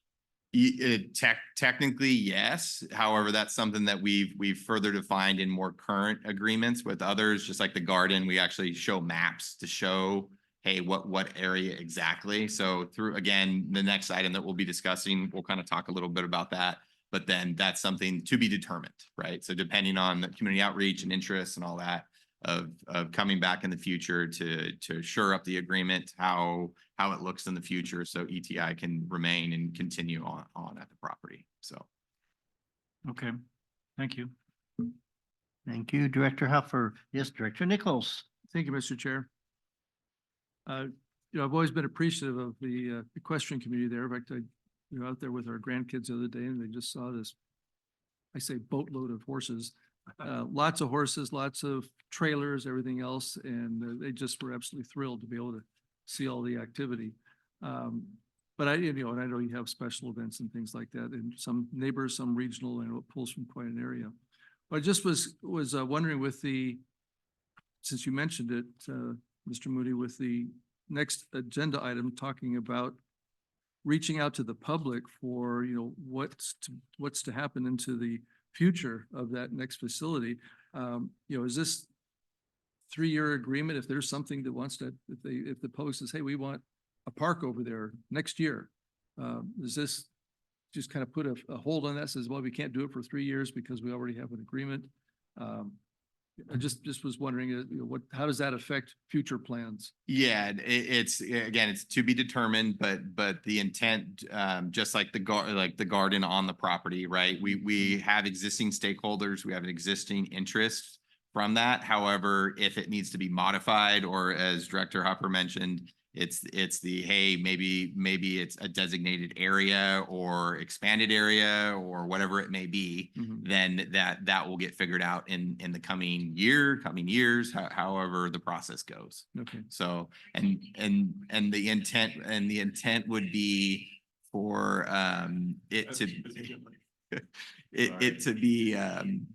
the intent would be that just like the garden, just like ETI, we would be, they're part of this conversation. And so it'll be kind of molded to the future of whatever that park may be. Yeah. So. Because that park is in my backyard too. Thank you. Okay. Thank you, Mr. Chair. You betcha. Okay, no further comments or questions? I'd entertain a motion for item D. I'll make a motion. I recommend that we authorize the general manager to enter into amendment number 4 to agreement with Equestrian Trails Incorporated Corral number 37. Thank you. Second. And thank you, Director Huffer. Any other comments, thoughts, questions come to mind? If not, all in favor, please say aye. Aye. Opposed, abstention, sharing none, that motion passes. We're now moving on to item E, to authorize staff to proceed with public outreach to explore suitable recreational uses of Conejo Creek West and Northwest Parks. Staff, please. Thank you, Chair Lang, members of the board. Katie is pulling up a PowerPoint right now. And so I'll be kind of using that to kind of lead the conversation, but really this has been about a year or so. We formed the ad hoc committee, I believe summer-ish of last year. And then we've also had ongoing conversations directly with ETI, as I mentioned, with the extension of their agreement last June, but have also talked with Las Flores Community Garden and have kind of started this conversation of, hey, what's the future? What are you guys looking at from the existing stakeholders on the property? But the property is a master plan property. So to kind of take a little bit step further back is the Conejo Creek Park Master Plan. It was last updated and then approved by the board in 1999. And so this was a comprehensive plan. Conejo Creek North was already an existing facility. The existing conditions are noted. There was a link in the report. I saved some paper for the master plan. And so to just kind of give some perspective on it, as well as I included a map that I'll be touching on later as part of your packet. But basically it is 4 quadrants, and Conejo Creek North was the developed portion of that quadrant. Some of the other quadrants in 1999 were in process or partially developed or already in use. But possibly underdeveloped, like Conejo Creek South Park was in process. That was a multiple phase project. There was some temporary use happening there. And then what the park is now, it was developed to what it is now. And then Conejo Creek West, obviously, equestrian use has been there. The dog park was developed there, as well as Las Flores Community Garden. And then also just, walking paths and walking trails on the native earth, native soil there. And then Page Lane Neighborhood Park, formerly Conejo Creek Southwest, was developed back in fall of 22 is when we opened that. So just to kind of that's what that document, it's a leading document talking about what is this park, or what is this park, and what is this park gonna be, basically. And so the intent of creating the ad hoc committee, as well as conversations with our stakeholders, is just that. And so bear with me, because I probably should have done this when I was talking. But basically, hey, Conejo Creek North done, Conejo Creek South done. And I say done, like we say a lot, no park is ever done, right? So we're always evolving with our community.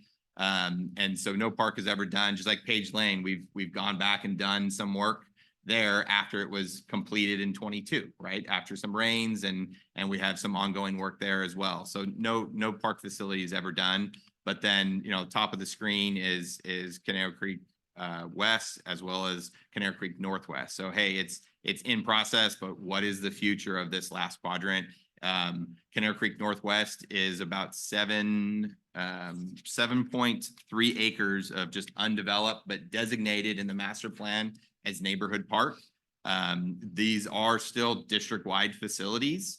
And so Conejo Creek West has a district-wide purpose, and currently with the equestrian use, the garden use, and the dog park use, pretty good district-wide use there. But specifically looking at it is, again, hey, some equestrian use, we got some dog park use, and my timing's horrible because I should be saying all this when I'm clicking this. And then we have our community garden use. And then we also, to the north, we have a neighborhood park development use, right? And so the next slide really kind of just shows you what's the actual property. And there's actually 3 parcels that make up what Conejo Creek West is. So there's 1 parcel for Conejo Creek Northwest, which is north of Flores there, west of the 23. And there's actually 2 parcels that make up Conejo Creek West. And a large portion of that is either undeveloped or passive use, or developed with arenas and such in that 20 plus acres. of the equestrian park, but we do have a few acres of the garden as well as about 3.5 acres of the dog park. So this exhibit, and this is the same exhibit, I kind of reworked it just so it's more readable on the screen. But it's the same exhibit that's in your packet. It's the 11x17 exhibit. And basically this is taking a comparison of what the approved master plan is, the right column in the legend. And so it breaks down. Numbers aren't perfect because with GIS and parcel mapping and such, things change over time. So there might be a little tweak with a couple acres here and there. And there's also a little bit inconsistency of what is considered Waverly Park, which is the neighborhood park, which is not the district-wide facility that we lease a large portion of that from the school district, but what is truly Conejo Creek West. And so the master plan, the approved master plan for Conejo Creek Northwest, as well as Conejo Creek West, makes up about 44 acres. And so the uses there are neighborhood park, as I mentioned, community garden, equestrian park, a dog park, parking areas, landscape buffer areas. We had restrooms on there, but as a real small acreage of 0.1 acres, it was documented in the master plan, and then also a group picnic area. So all of those things were developed except for a group picnic area, and that what was contemplated in the 99 master plan update. And so the column on the left is the breakdown of what's the current use, and the clouding is the current use. And so we did take some liberties with typically the equestrians are probably using the parking lot more than others, just because if they're trailering in or they're doing events and such like that, they're using that back parking lot.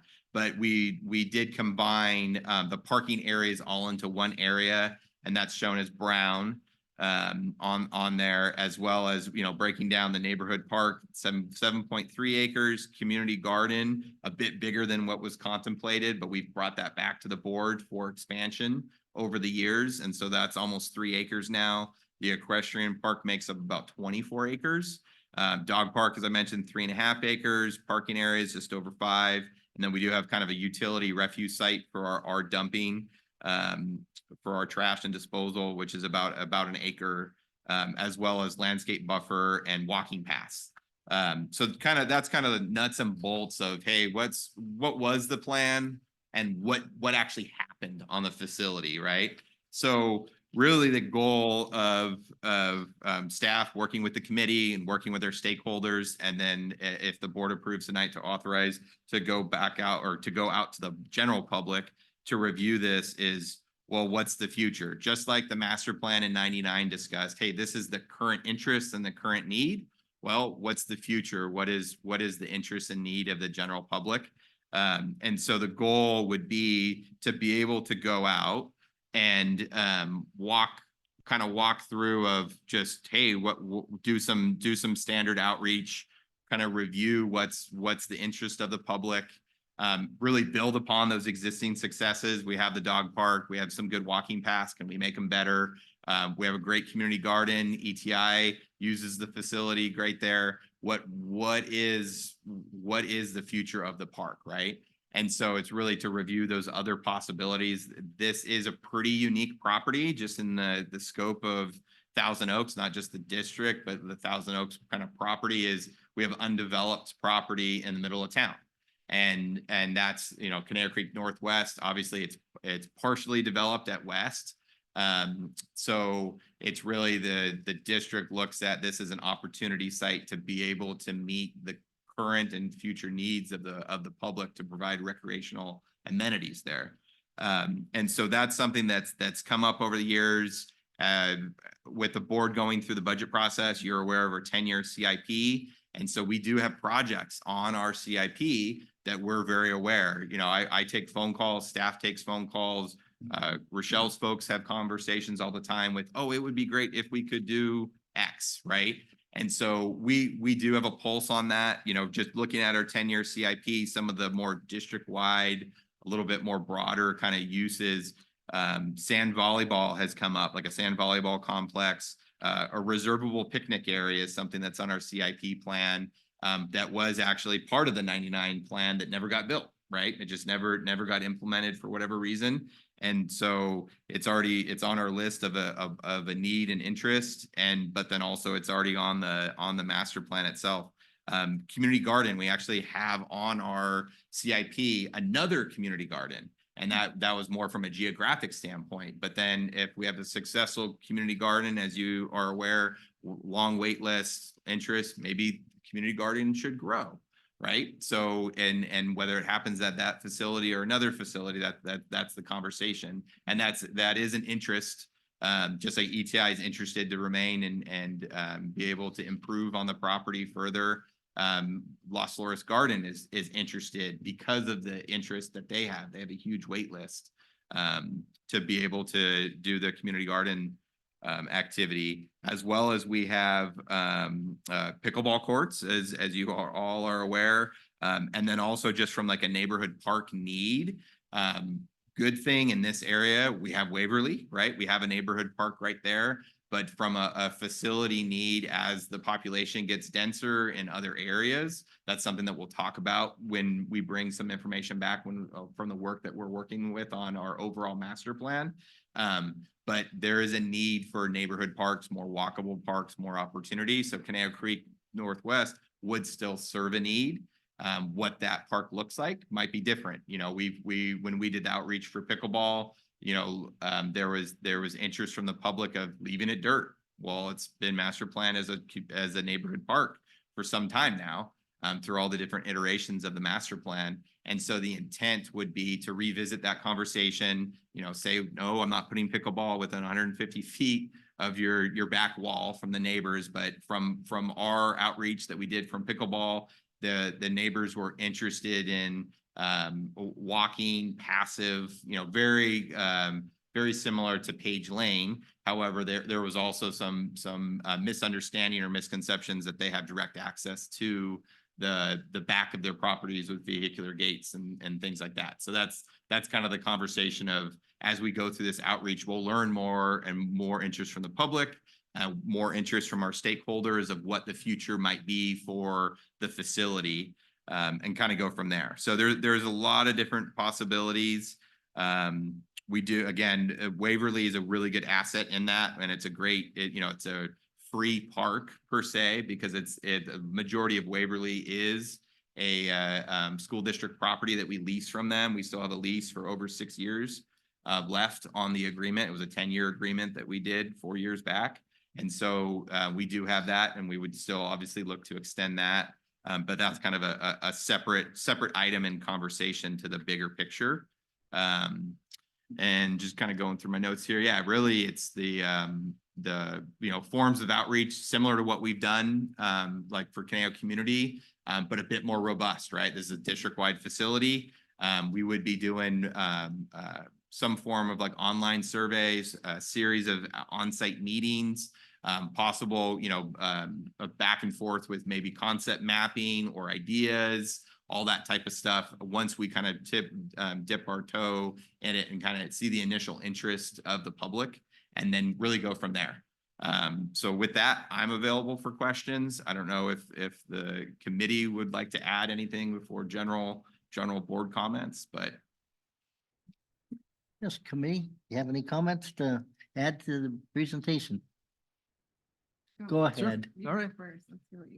No, I think Mr. Mooney captured much of the discussion. I think part of I'm saying necessarily interest, it was just about the conversation that's been happening with the board, with the ad hoc committee from the board, is, you know, it's kind of, I wouldn't say raw land, but it's undeveloped parkland. And with the continuing expansion of the city's general plan, which will probably result in more residents in our community, there will be more pressure on parks, and being able to provide that, you know, is going to be a bit of a challenge, since there's not a whole lot of land left. And since you know, this facility hadn't been fully developed, especially the one piece of north of the Flores there, it's like, okay, it's time to look at that and say, well, what's next? You know, what are we going to do here? And even though there are plans there, they were kind of, I wouldn't say conceptual, but not really refined either, somewhere in between. And maybe it's time to kind of, you know, look at that and see if we can refine that a little bit, make sure that we address the current needs of the community and maybe even look to the future a little bit. So, all that's out there. We need to hear from the community, which is why we suggested going to the public. Let's hear what the public has to say, even though this has been done, but it was 25 years ago and things have changed in 25 years and they will change in another 25 years. So we just thought it was worthwhile to at least get the public input, talk about it. Maybe it stays the same, maybe there's some tweaks, maybe it's different. But at least it's gathering more public input and be able to address whether it's pickleball, equestrians, or water polo. I don't know, could be anything. Director Bus, do you have anything you'd like to add? No, it's just really that this is the largest parcel that we have and it's in the center of our community. And we were just thinking, I mean, I would like my kids ride horses and they ride English. They don't ride locally because we live in Lynn Ranch and there's nowhere for us to ride on our property, which I love the fact that these houses can ride. And I have a little girl I'm helping right now put a stall in her backyard right there in Waverly. But I do look at it too, and I wish like maybe we could make it a little nicer and, maybe turn some things. And I just think that there's a lot of opportunity there for the equestrians as well as for other people in the community and see what they want as well. So I just think it could use a little love. So I think it would be fun to see what our community wants. So that's why. we're Thank looking at you. Any other board? Yes, Director Crestworth. How much of Waverly Park does the school district own and how much do we own? I don't have acreage. Katie, can you bring up the PowerPoint again so I can just show the board? So it's there is a piece, I would, top of my head, I would say about 85 to 90% is what the school district owns. So if you, Yeah, I saw that little. so there's you had like a actually, little thing yeah, in thanks, there. Jim. So it's kind of like that triangle along the curve. Yeah, so we don't own either one of those parcels. And so we only own really the frontage and like where the restroom is at Waverly, if my eyes are not failing me. Yep. Yeah. Oh, that is all owned by the school, that whole rectangle? Yeah, both. Yep. Okay, so, well, I see the school, but that white rectangle, that is school property. Correct. Okay, so do we pay them a fee or is this just an agreement that we have with them? Yeah, we pay them a whopping $1 a year. Oh, okay, so Yeah. it's basically an agreement. Have they shown any interest of doing anything with that at all? Have they? No, yeah. Initially, when the committee formed, as well as conversations like with ETI and Las Flores, and as the past year's gone on, I've actually reached out and they're not really interested in any development currently. They were kind of going through campus like swaps at one point, like I would say 7 years ago, maybe. And so that's been resolved. So they're not looking at doing any development over there. But they'll definitely be invited to be a part of this conversation since they're a neighboring, public agency. But they're directly neighbors to us. And then too, just to remind the board, it's Kenyatta and Lynn Oaks are the other two properties that we lease. It's a similar agreement with the school district. So it's a good benefit for the public because they were looking at putting schools there and they never did. And instead of it being weeds and fenced, there's a nice park for the community to use in those three neighborhoods. So is Waverly in charge of that baseball field or are we? We are Waverly. Or you're talking about for like the school, you're saying? Yeah, that's Yeah, us. at Yep, the Waverly, there's a baseball field there. that's so ours. That's Yep, our baseball Yep. field. Yeah, and typically Conejo Valley Little League uses that. I think the older kids use that field. So that's on a rental basis. Correct. Okay. And then they put a fence up there. Correct. The school district did. So does the school have access to the park? Do they have a gate? I didn't look. Yeah, so closely. we worked with them. They reached out to me, I think it was over the holidays or in between the in between into November, December. And it was a conversation of where do we need access? And they were really helpful on making sure there's a vehicular gate to get to the fields, as well as a pedestrian gate that's on the walkway that we improved a few years back. So yeah, we were in coordination with them when we did that and they were very helpful. So, and they were doing it to secure their campus just because they were having some issues with folks coming through and then also the population they serve there. Yeah, no, I understand. I was just wondering what our situation was with the fence and with the gate and in, working with them. So you answered my question. Thank you.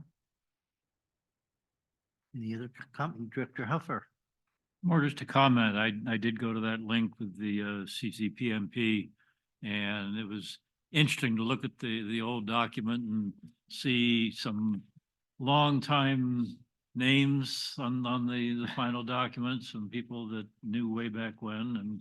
And since I was involved with that community outreach committee, that gave me a good opportunity to learn how the Park District operates and does indeed reach out to the community to get ideas and what do you like and what do you dislike. And a lot of the features that were in the master plan 24, 25 years ago actually have come to fruition. So the process seems to work. So I'll be interested as the process goes forward and our subcommittee is working on this and you're working with the public. Hopefully I talked to people who are only passingly familiar and they come from other communities and say, well, the park department came along and put this facility in or put that park in and we had no input on it at all. Just it's there and we like it or we don't like it, but we didn't have any input on it. So the way that we operate and relying so heavily on community input, I think is pretty terrific. So I'll be looking forward to more to come. Well, thank you, Director Huffer, and knowing you and early year involvement in running and soccer most likely, and involved with the general planning of Conejo Creek North. We certainly appreciate it. And was that your first introduction to the Park District? Yes. So that pays dividends for sure, involving the community and neighbors. Okay, any other thoughts or questions come to mind? If not, I'd entertain a motion on item E to authorize staff to proceed with public outreach to explore suitable recreational uses of Conejo Creek Park West and Northwest Parks. I'll make a recommendation. Thank you. to authorize Authorize the general manager. the staff to proceed with public outreach and explore suitable recreation uses at Conejo Creek West and Northwest Parks. Perfect. Is there a second? Sure, I'll second it. All right, the way ad hoc committee. Okay, any other comments or questions come to mind? If not, all in favor, please say aye. Aye. Opposed? Abstentions, hearing none, that motion will pass. Moving on to item F, the last of our new items, classification and compensation study follow-up on proposal change job titles and administrative to directors, staff, general manager. Thank you, Chair Lang and members of the board. I promise this will be brief, and I wanted to start off again in thanking the board for having the bulk of that, the huge 99%, 99.9% of the class comp study and all the related actions approved and moved forward. So I deeply appreciate that, as do the staff. A unfinished bit of business is whether or not to consistent with the consultant's recommendation, change the job titles of the administrators to directors. There was a fairly robust discussion that evening. Director Cussworth, I am told, it had watched that meeting, and as I promised during that meeting, I would write a short one-page staff report and let the democratic process unfold. So with that, I'm gonna leave it as the staff recommendation to approve and adopt the class comp study recommendation to change the administrator job title to director. I'm available for questions. Thank you, Mr. General Manager. Any comments, Director Huffer? I appreciate the list that you sent us with all the various agencies and districts and the titles that are used for equivalent levels. And it does indeed seem that the vast majority are using the term director. Your assurance that when referring to senior staff, they would use their full title to include the name director, and that those of us who are elected officials would be referred to either as directors or board of director. So I will be supporting the recommendation to change the titles for the currently the 3 administrators. Any other comments or questions? Director Nichols? Yeah, thank you for the additional clarification.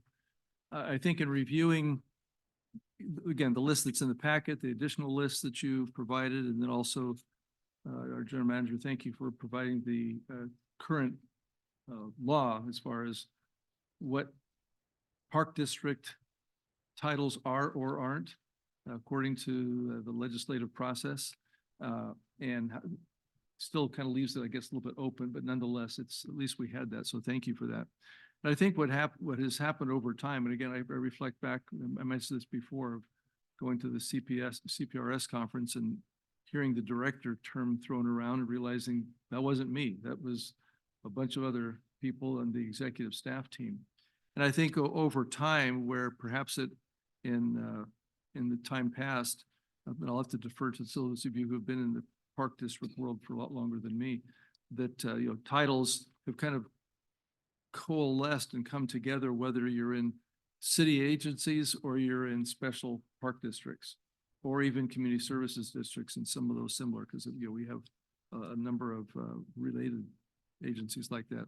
So I think there's just been this constant move to kind of consolidate and move things to bring more in alignment, especially as staff move from agency to agency, which we're not going to permit happening here.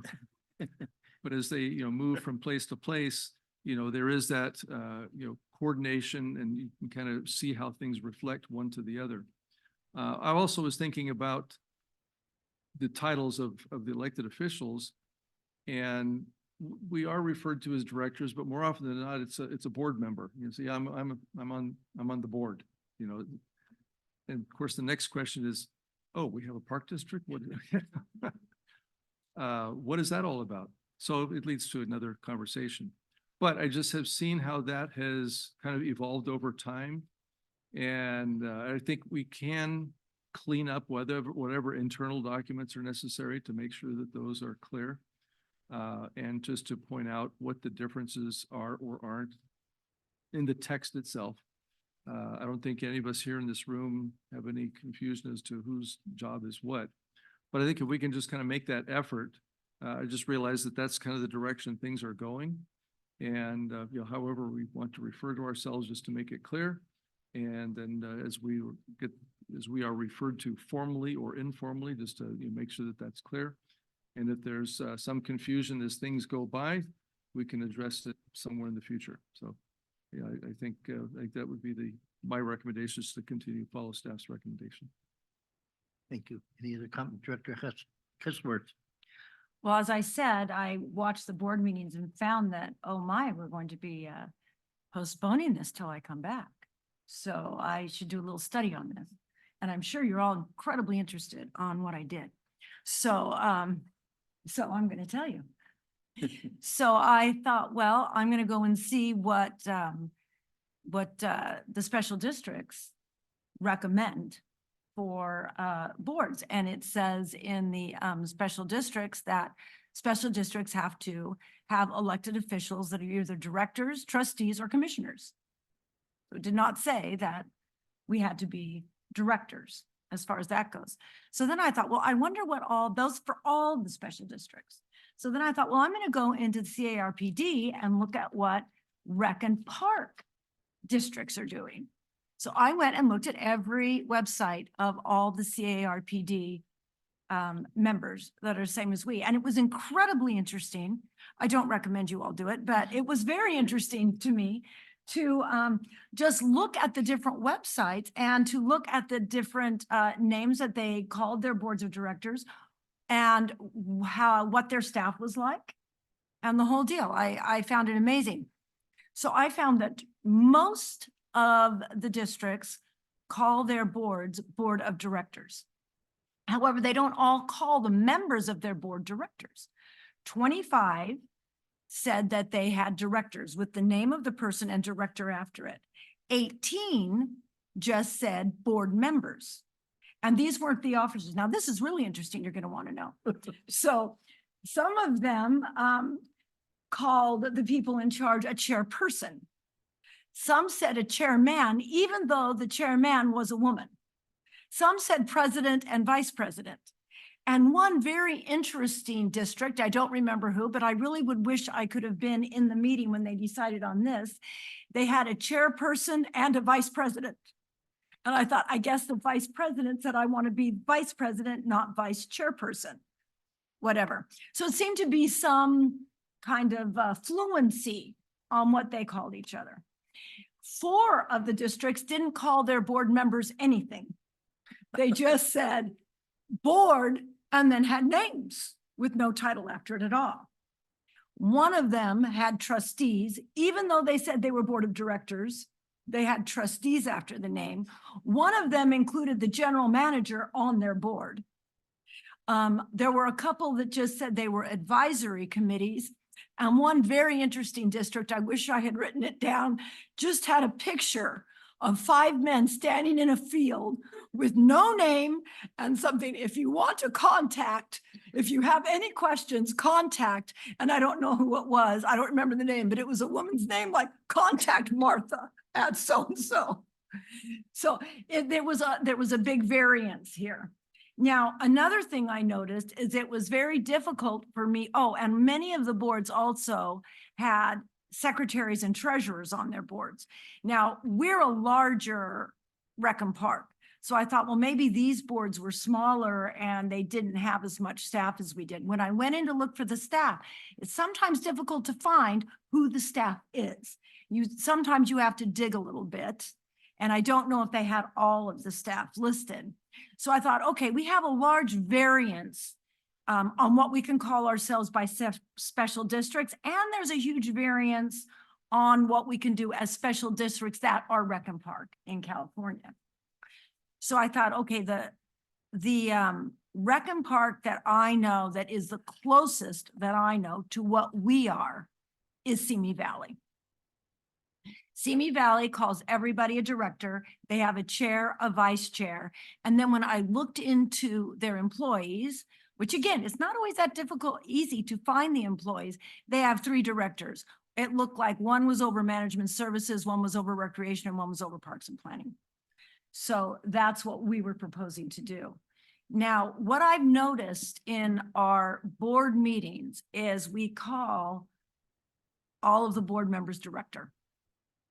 But usually, you guys over there, we never call you administrators.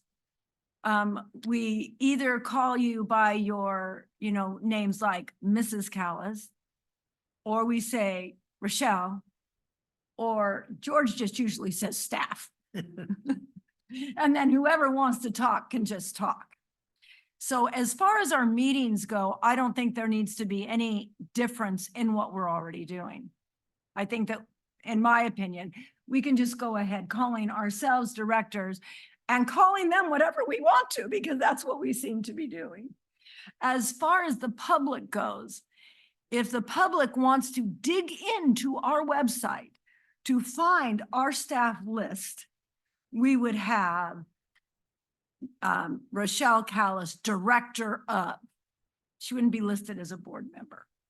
So I think we could easily, in my opinion, say that we are members of the board of directors and our title is director.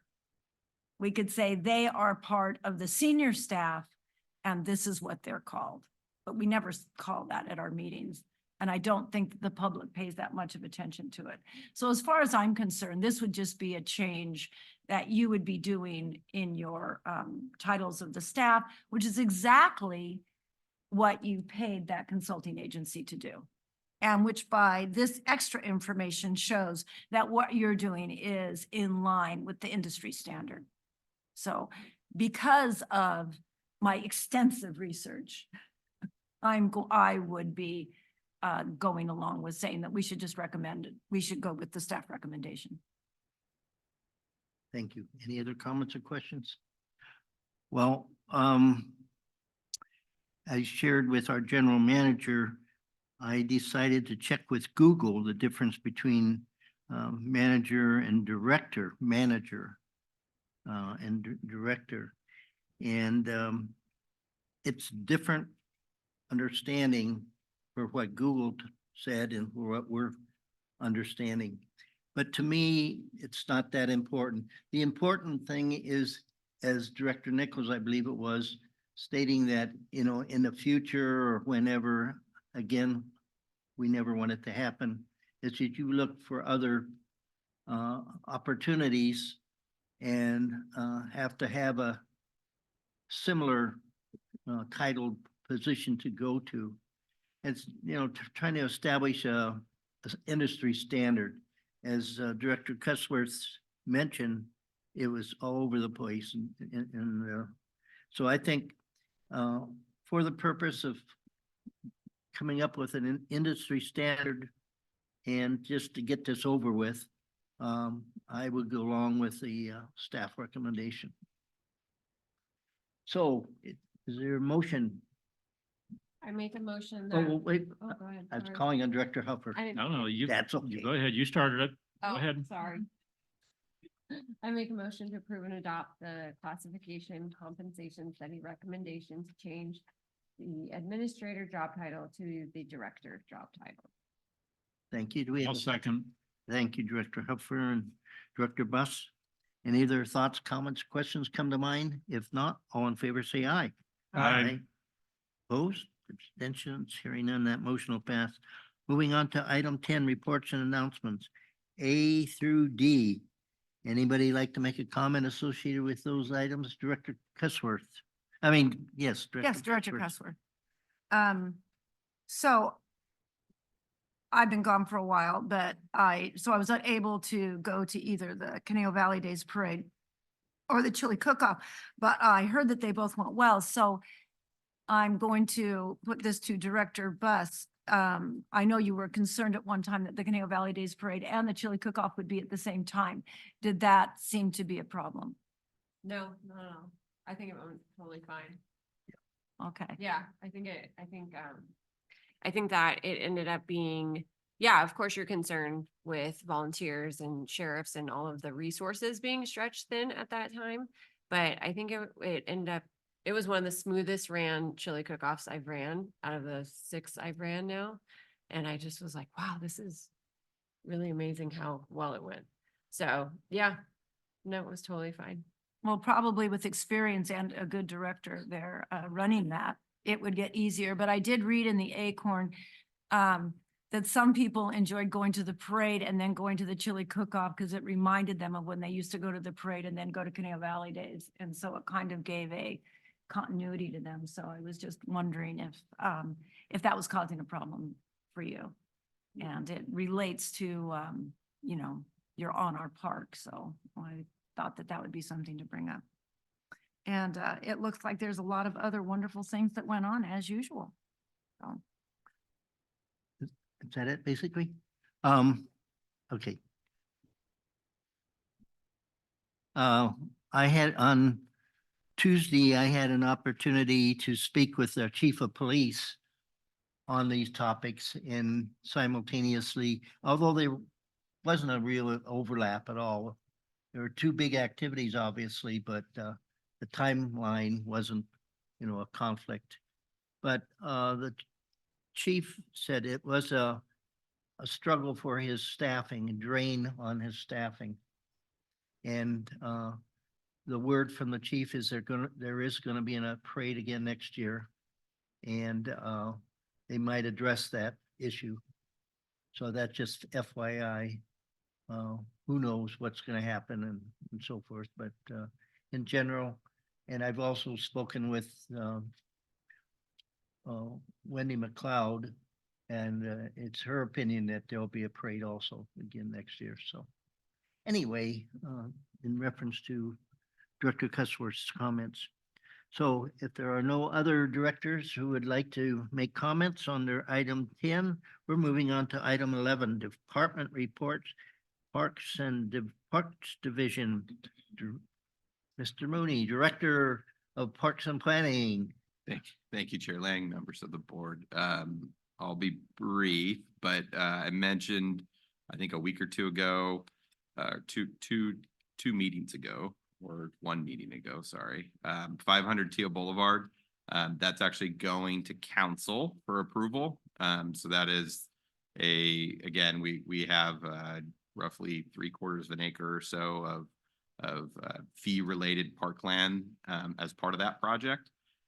So just, hey, something that I'll be attending to help support if any questions come up, but more just, hey, another step in the process. And the reason they're bringing it to council is because there's a development agreement and that has to go in front of council versus handling that in front of planning commission.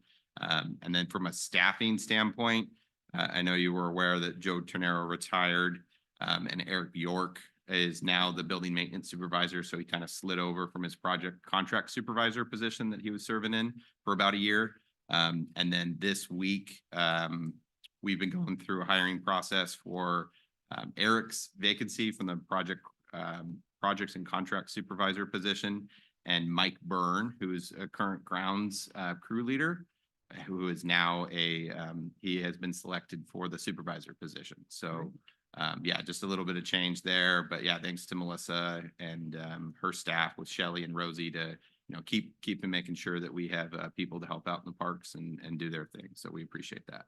And with that, I'm available for questions. Thank you, Director Mooney of Parks and Planning. Any questions? If not, we're moving on to item B, Ms. Callis, Director of Recreation Division. Thank you, Chair Lang, members of the board.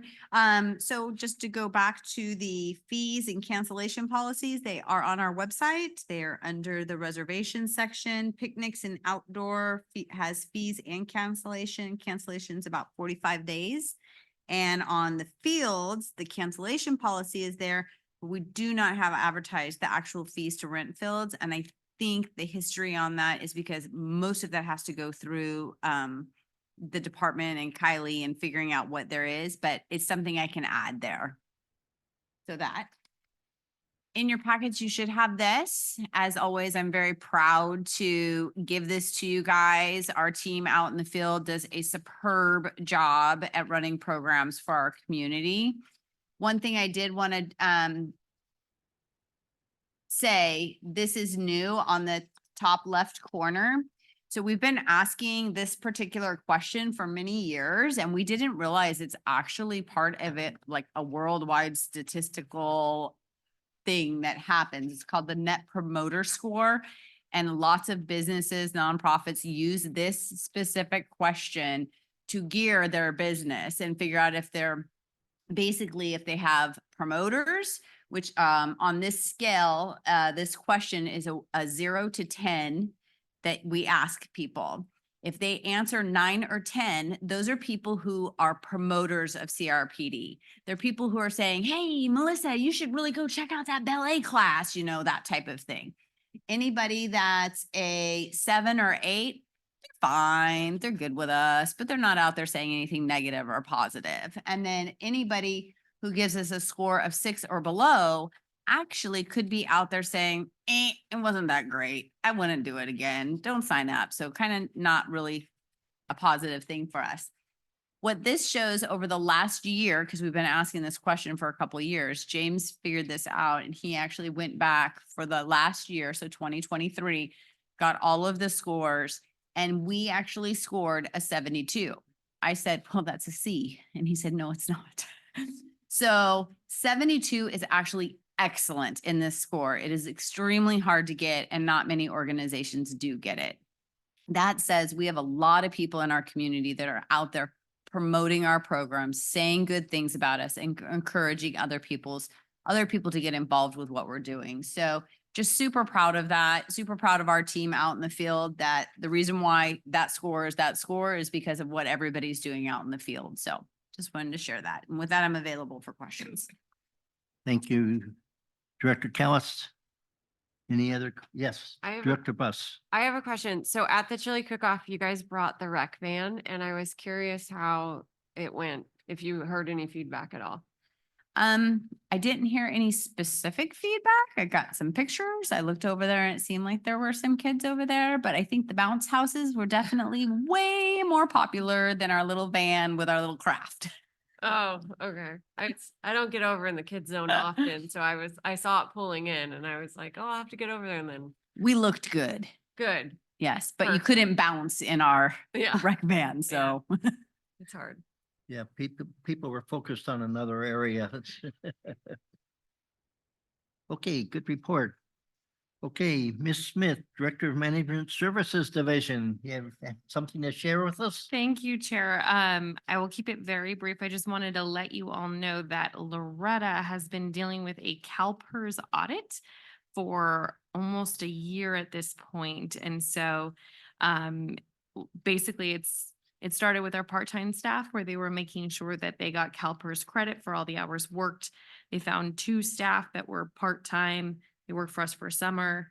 And then they came back some point near the holidays to do some hours. And somehow in between there, they started with another CalPERS agency. And there's a grace period of 45 days to enroll in CalPERS. And their 13 hours they worked for us were on days 52 and 54. So we missed the grace period. We had to pay an additional $400 to CalPERS and a $500 penalty. So they only found 2 in our part-time, but now they're digging into our full-time staff going back to 2009. And it's a ton of work on Loretta. So I want to give her a shout out because she's giving all of our data to CalPERS for all of our employees back to 2009 and it's taking a ton of her time. So send chocolates or kind thoughts or anything to Loretta. So with that, I'm available for questions. Thank you. Any questions associated with that? And so previously 2019 or whatever you were saying, is it the fact that CalPERS wasn't interested in this data at that time or? No, they can select public agencies to audit. And they don't seem to have any rhyme or reason on who they pick. We do know that this one was established by when during COVID, a part-time employee filed for unemployment with the state.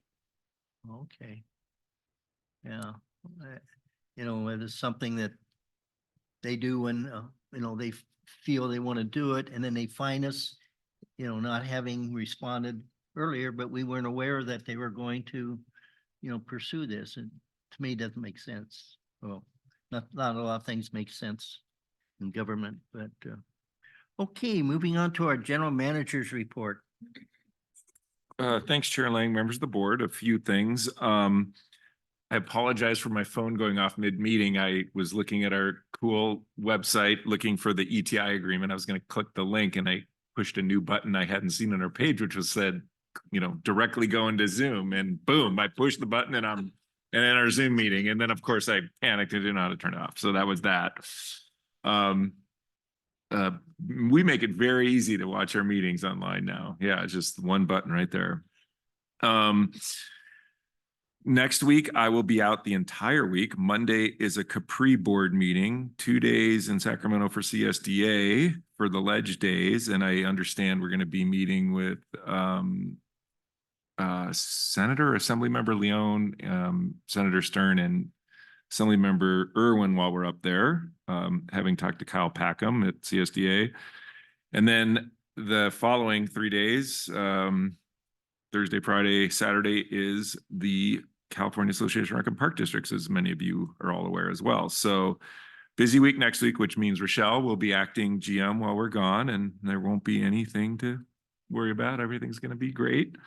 Reminder, we're in that budget season. Obviously, we're having the public hearings every time, but our next meeting on June 6th will be introducing the operating and CIP together, one shot, and because it is the second year of a 2-year budget. So you'll get all that plus the final of the benefit assessments and those districts. So good stuff.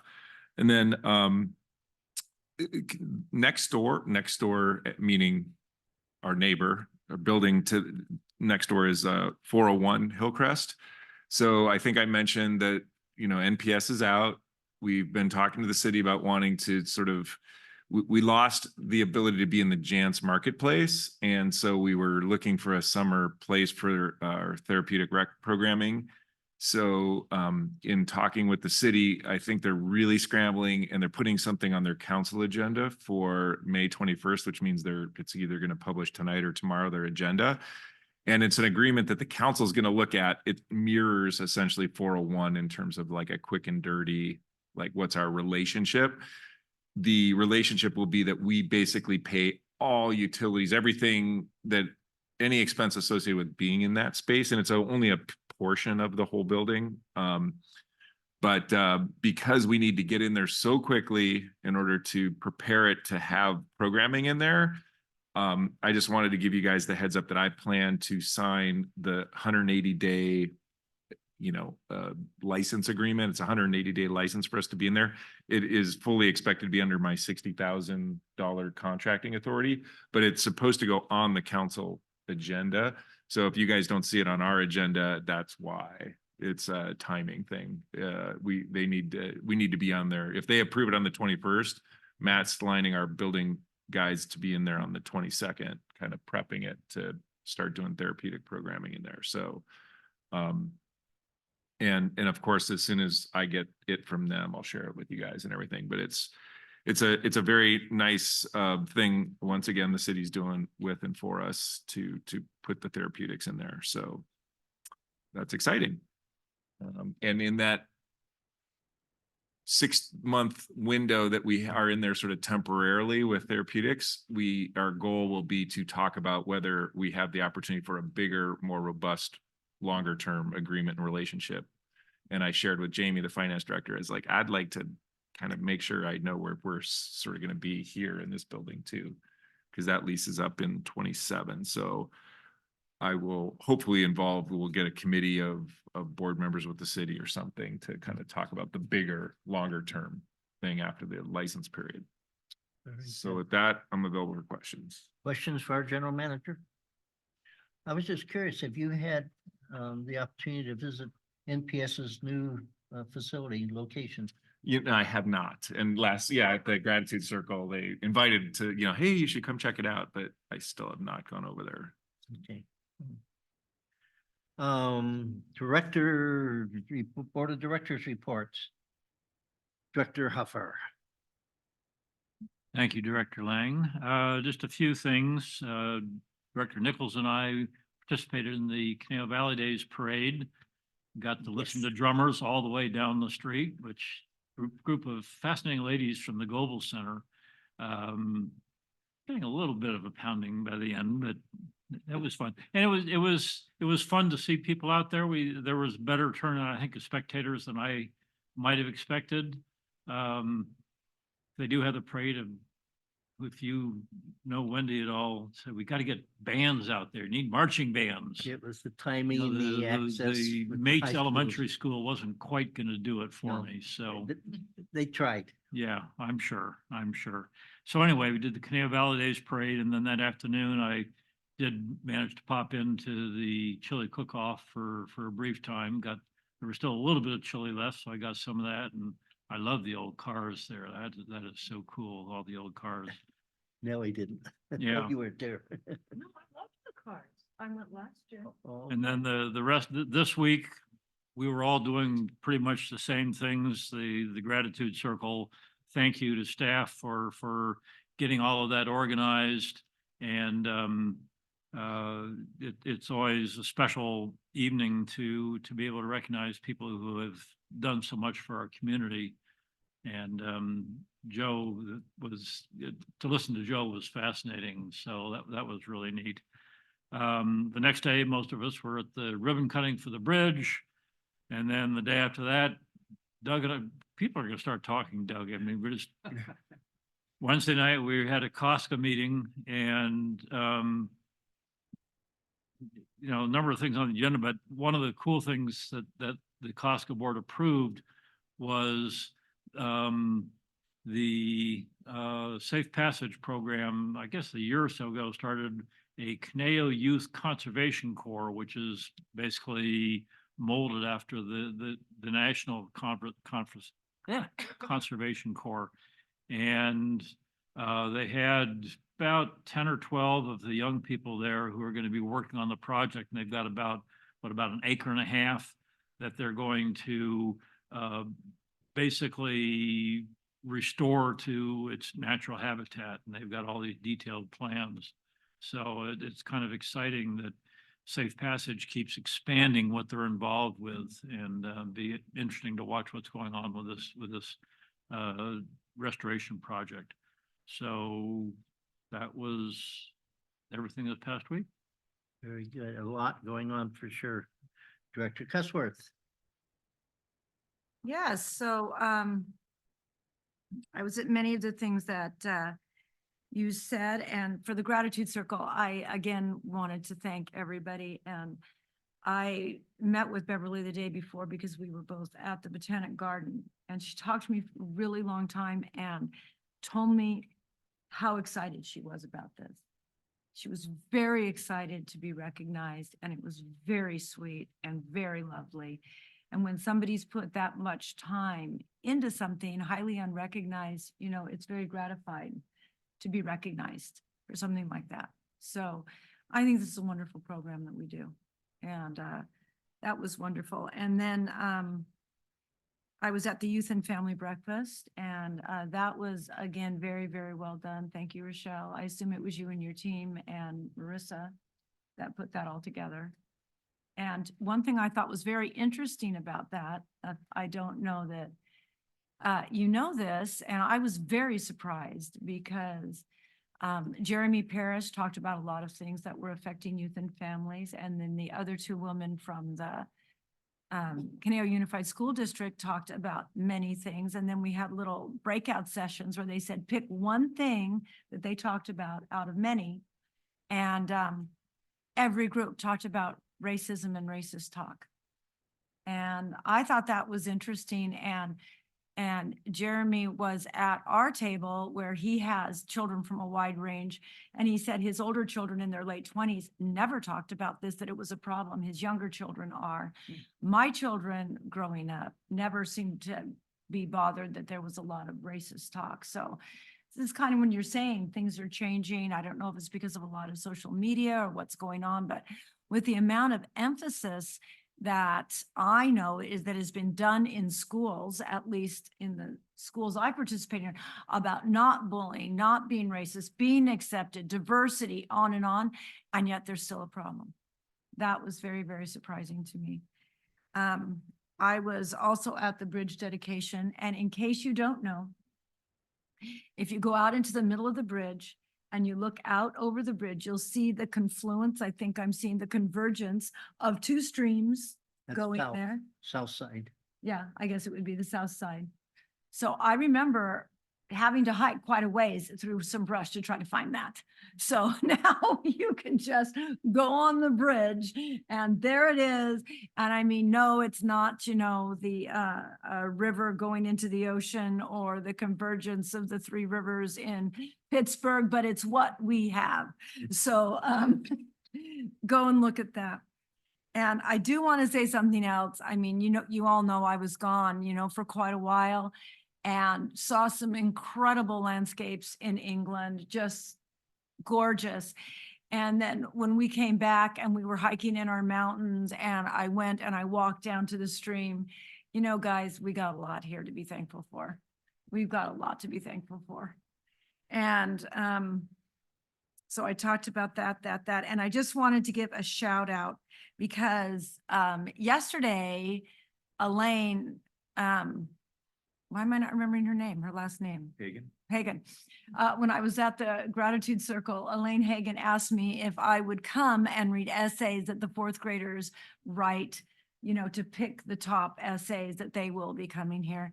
And I guess because, you know, she said, you're retired, right? You know, teacher.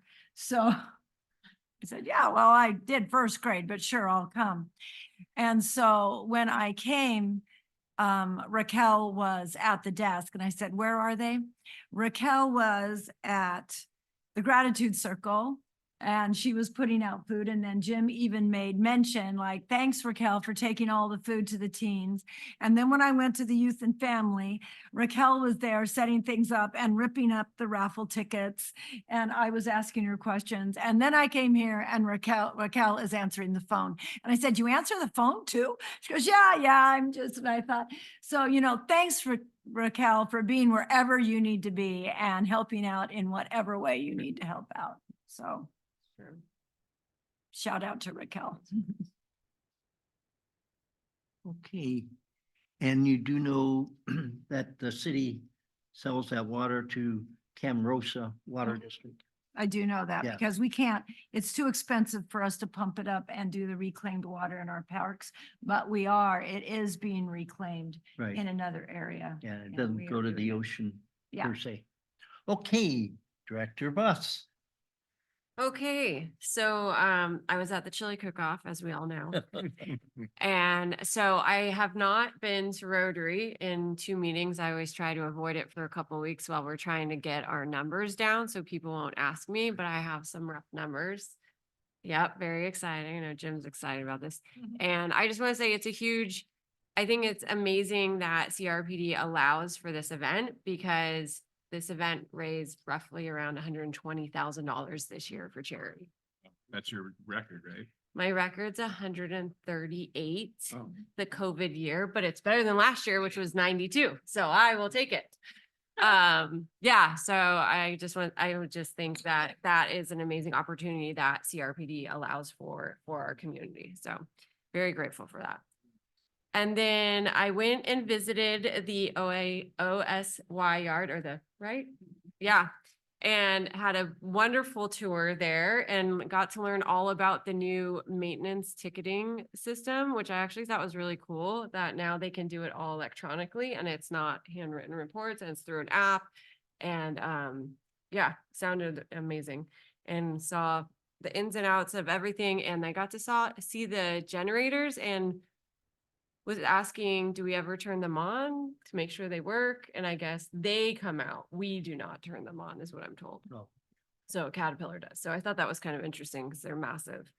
Conejo Youth and Family. Yes, Rochelle and Raquel do an amazing job. I will not take any credit for that at all. They write my script. They just tell me where to go and I show up and it's all done. And I thought we had a really good turnout too. It seemed like we had like at least around like 40 people or so.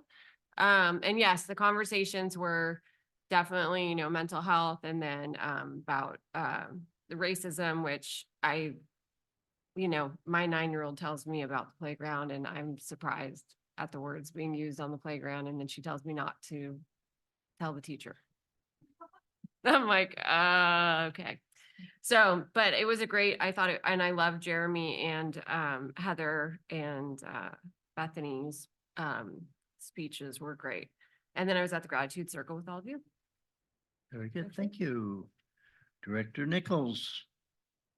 Thank you, Mr. Chair. The things that haven't been mentioned that I was at was on the 8th, I was at a California RP Rec and Park District Finance Committee meeting. And on the 14th, I had my one-on-one with City Council member Kevin McNamee, had coffee and bagel together. And then just a couple of things I wanted to note. I was looking online at the Google Maps of the bridge location for the new bridge that we dedicated this week.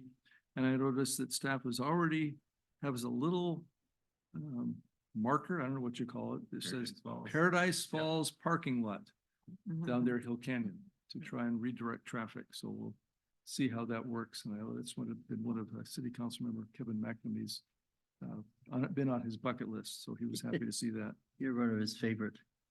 And then also just as a point of reflection, as I was sitting in the seats for the gratitude circle, I was over there looking at the panels of the gratitude circle and kind of had one of these aha moments. Is that these are kind of like the spokes of the wheel. And it's like a hub, and those people that are recognized are the center of all the park and recreation and open space that happens around our whole Conejo Valley, like the hub of a wheel. Yeah, that's pretty cool. I wonder if Director Mooney had anything to do with that, but, No. For my time. okay. But, somebody may have thought about that, but I just have to observe that, hey, that's very, very astute that someone would plan something like that to really recognize those individuals. But yeah, it was great, great ceremony, great opportunity, and thank you for all the staff for making it happen. Thank you, Director Nichols. I'm going to share something that not too many people know, but before the gratitude circle, before the tree fell, I proposed this wall right out here to the left as a place to put plaques and recognizing people. And it's a city property, so we couldn't, as a park district, have done it. But the importance of recognizing community members who give so much, as mentioned with Beverly, given so much and don't normally get recognized. They do it day after day, year after year, and so forth. So for us to have this opportunity to share with other community about these individuals who make our community great. And that came out at the Youth and Family. And that was, I thought, one of the better ones I've attended. But that came out at the Youth and Family event about, community collaboration, etc. And what a great area we all live in and have the opportunity to be part of and contribute to. So we should be thankful that CRPD is around. And unfortunately, some of you who know Tex Ward, he was not unable to attend, and he's now in a facility. Had a good visit with Susan, Judy did, and we were close over the time. The only thing that I can mention that hasn't been mentioned is MRCA. That goes on and on. So that concludes my report. Any other board members? Now we're moving into item 12, requests for status reports and items for subsequent agendas. Anything come to mind for the future? If not, we're moving on to 13 items from the public. No public. We have no need for executive closed session. So this meeting is adjourned, and good luck and safe travels to everybody who's heading up to the conferences in Sacramento. A lot of signing. Okay. Sure. Got a lot of work.